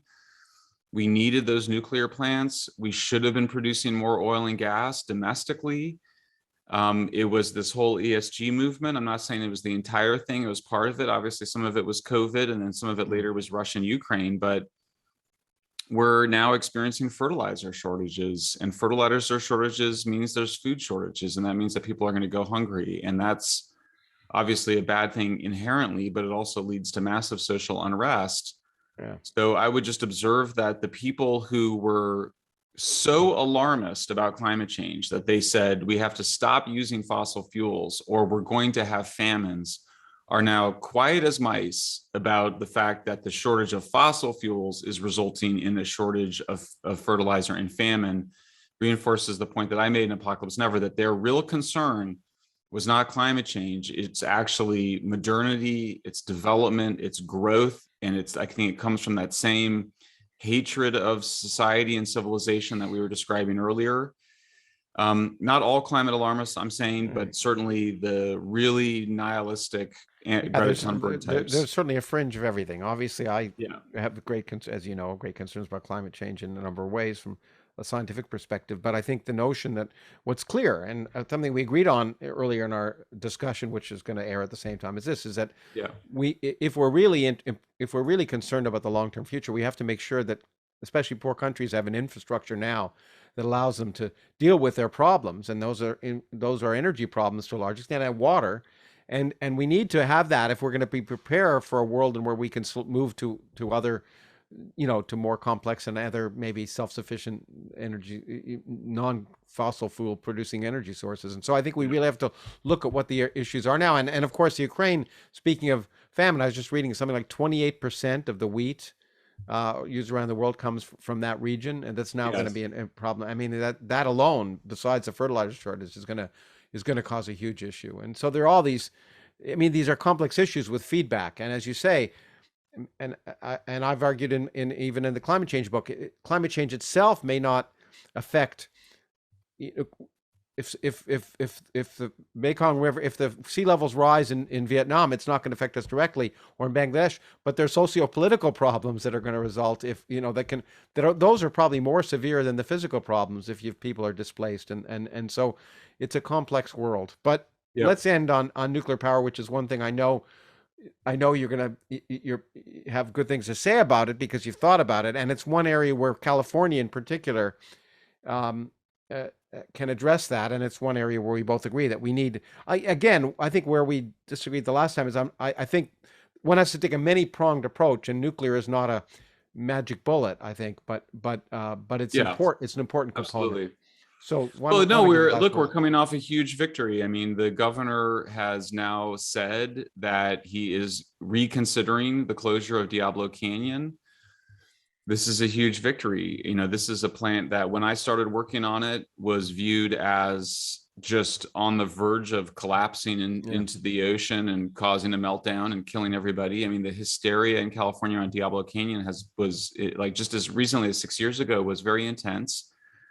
I'm very proud of that work in terms of standing up for it because it required a lot of courage and standing up against some really hysterical, demonizing people. Took a lot of flack for that, but now there's a plurality of support for saving Diablo. The governor who led the charge to close it is saying that he may keep it open. Now, to be fair, it helps that we're in the worst energy crisis in 50 years and that we're headed for the 4th year of blackouts, and the governor wants to win re-election against me. So all those things have contributed, but it's nice to get some recognition from the Wall Street Journal and Washington Post about our efforts to save it. The truth is he's going to have to save it. If he's if he's reelected, if I'm reelected, we're definitely, we'll definitely save it. I was going to say that's going to be a platform commitment right now. If you're elected, it gets saved. Absolutely. But if he gets elected, it would be saved too, because he just can't close it for inherently physical reasons. You would cause blackouts. There just aren't enough power plants on the grid, and there may be blackouts with it operating. So you need more power. And not only do you need more power for more electricity to support the growth of California, you also need it for desalination and for water recycling. So we're in the worst drought. We're in a terrible drought. It might be a mega drought. We are in we're going to be in mandatory water conservation mode very soon. If not, I think he just declared some measures already. The level of ignorance on water is amazing to me. It's that on Twitter, people will say to me, because I say we need abundant energy and water, and people say, oh, well, what are you going to make it rain? And I'm like, no, I'm going to do what the Israelis have done, which is the Israelis have improved desalination so well. So it made it so much more efficient. They just pull the water through these membranes. Yeah. And people say, and they desalinate, and people say, oh, you're going to create these big salt blooms. No, you just capture the salt. It's like all these processes that people catastrophize about. So we have desalination technology. The Israelis are actually refilling the Sea of Galilee. They're exporting fresh water to their neighbors. It's not going to solve all the problems in the Middle East, but it's going to help quite a bit. So that's one of the things we want to do is build these desalination plants along the coast. I mean, this was the original ecological vision: is you'd have nuclear power plants on the coast that produced electricity, fresh water, hydrogen gas for future vehicles, and then potentially fertilizer. That was these kind of concentrated energy production sites that then really provide the natural resources for your civilization. Well, it would be nice. Given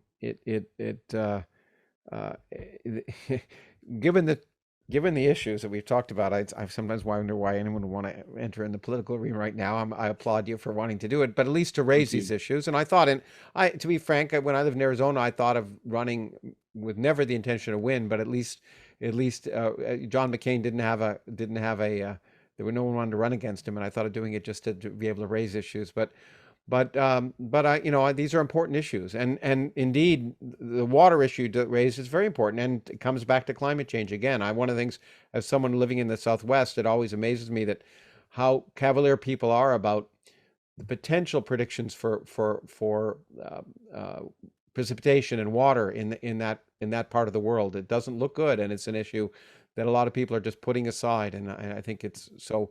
When I think about climate change impacts, that's certainly, and locally in the States, as opposed to the rest of the world, water is a huge one that we need to concern ourselves with. Absolutely. And you're right.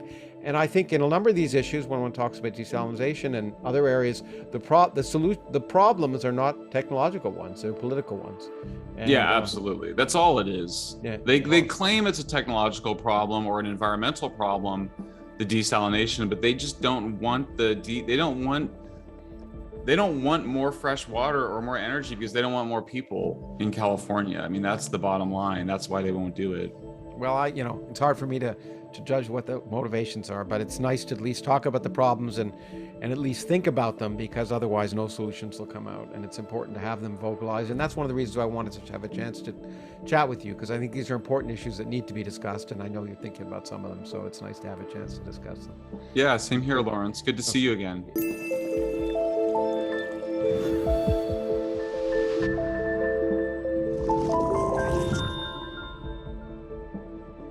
I hope you enjoyed today's conversation. This podcast is produced by the Origins Project Foundation, a non-profit organization whose goal is to enrich your perspective of your place in the cosmos by providing access to the people who are driving the future of society in the 21st century, and to the ideas that are changing our understanding of ourselves and our world. To learn more, please visit originsprojectfoundation.org.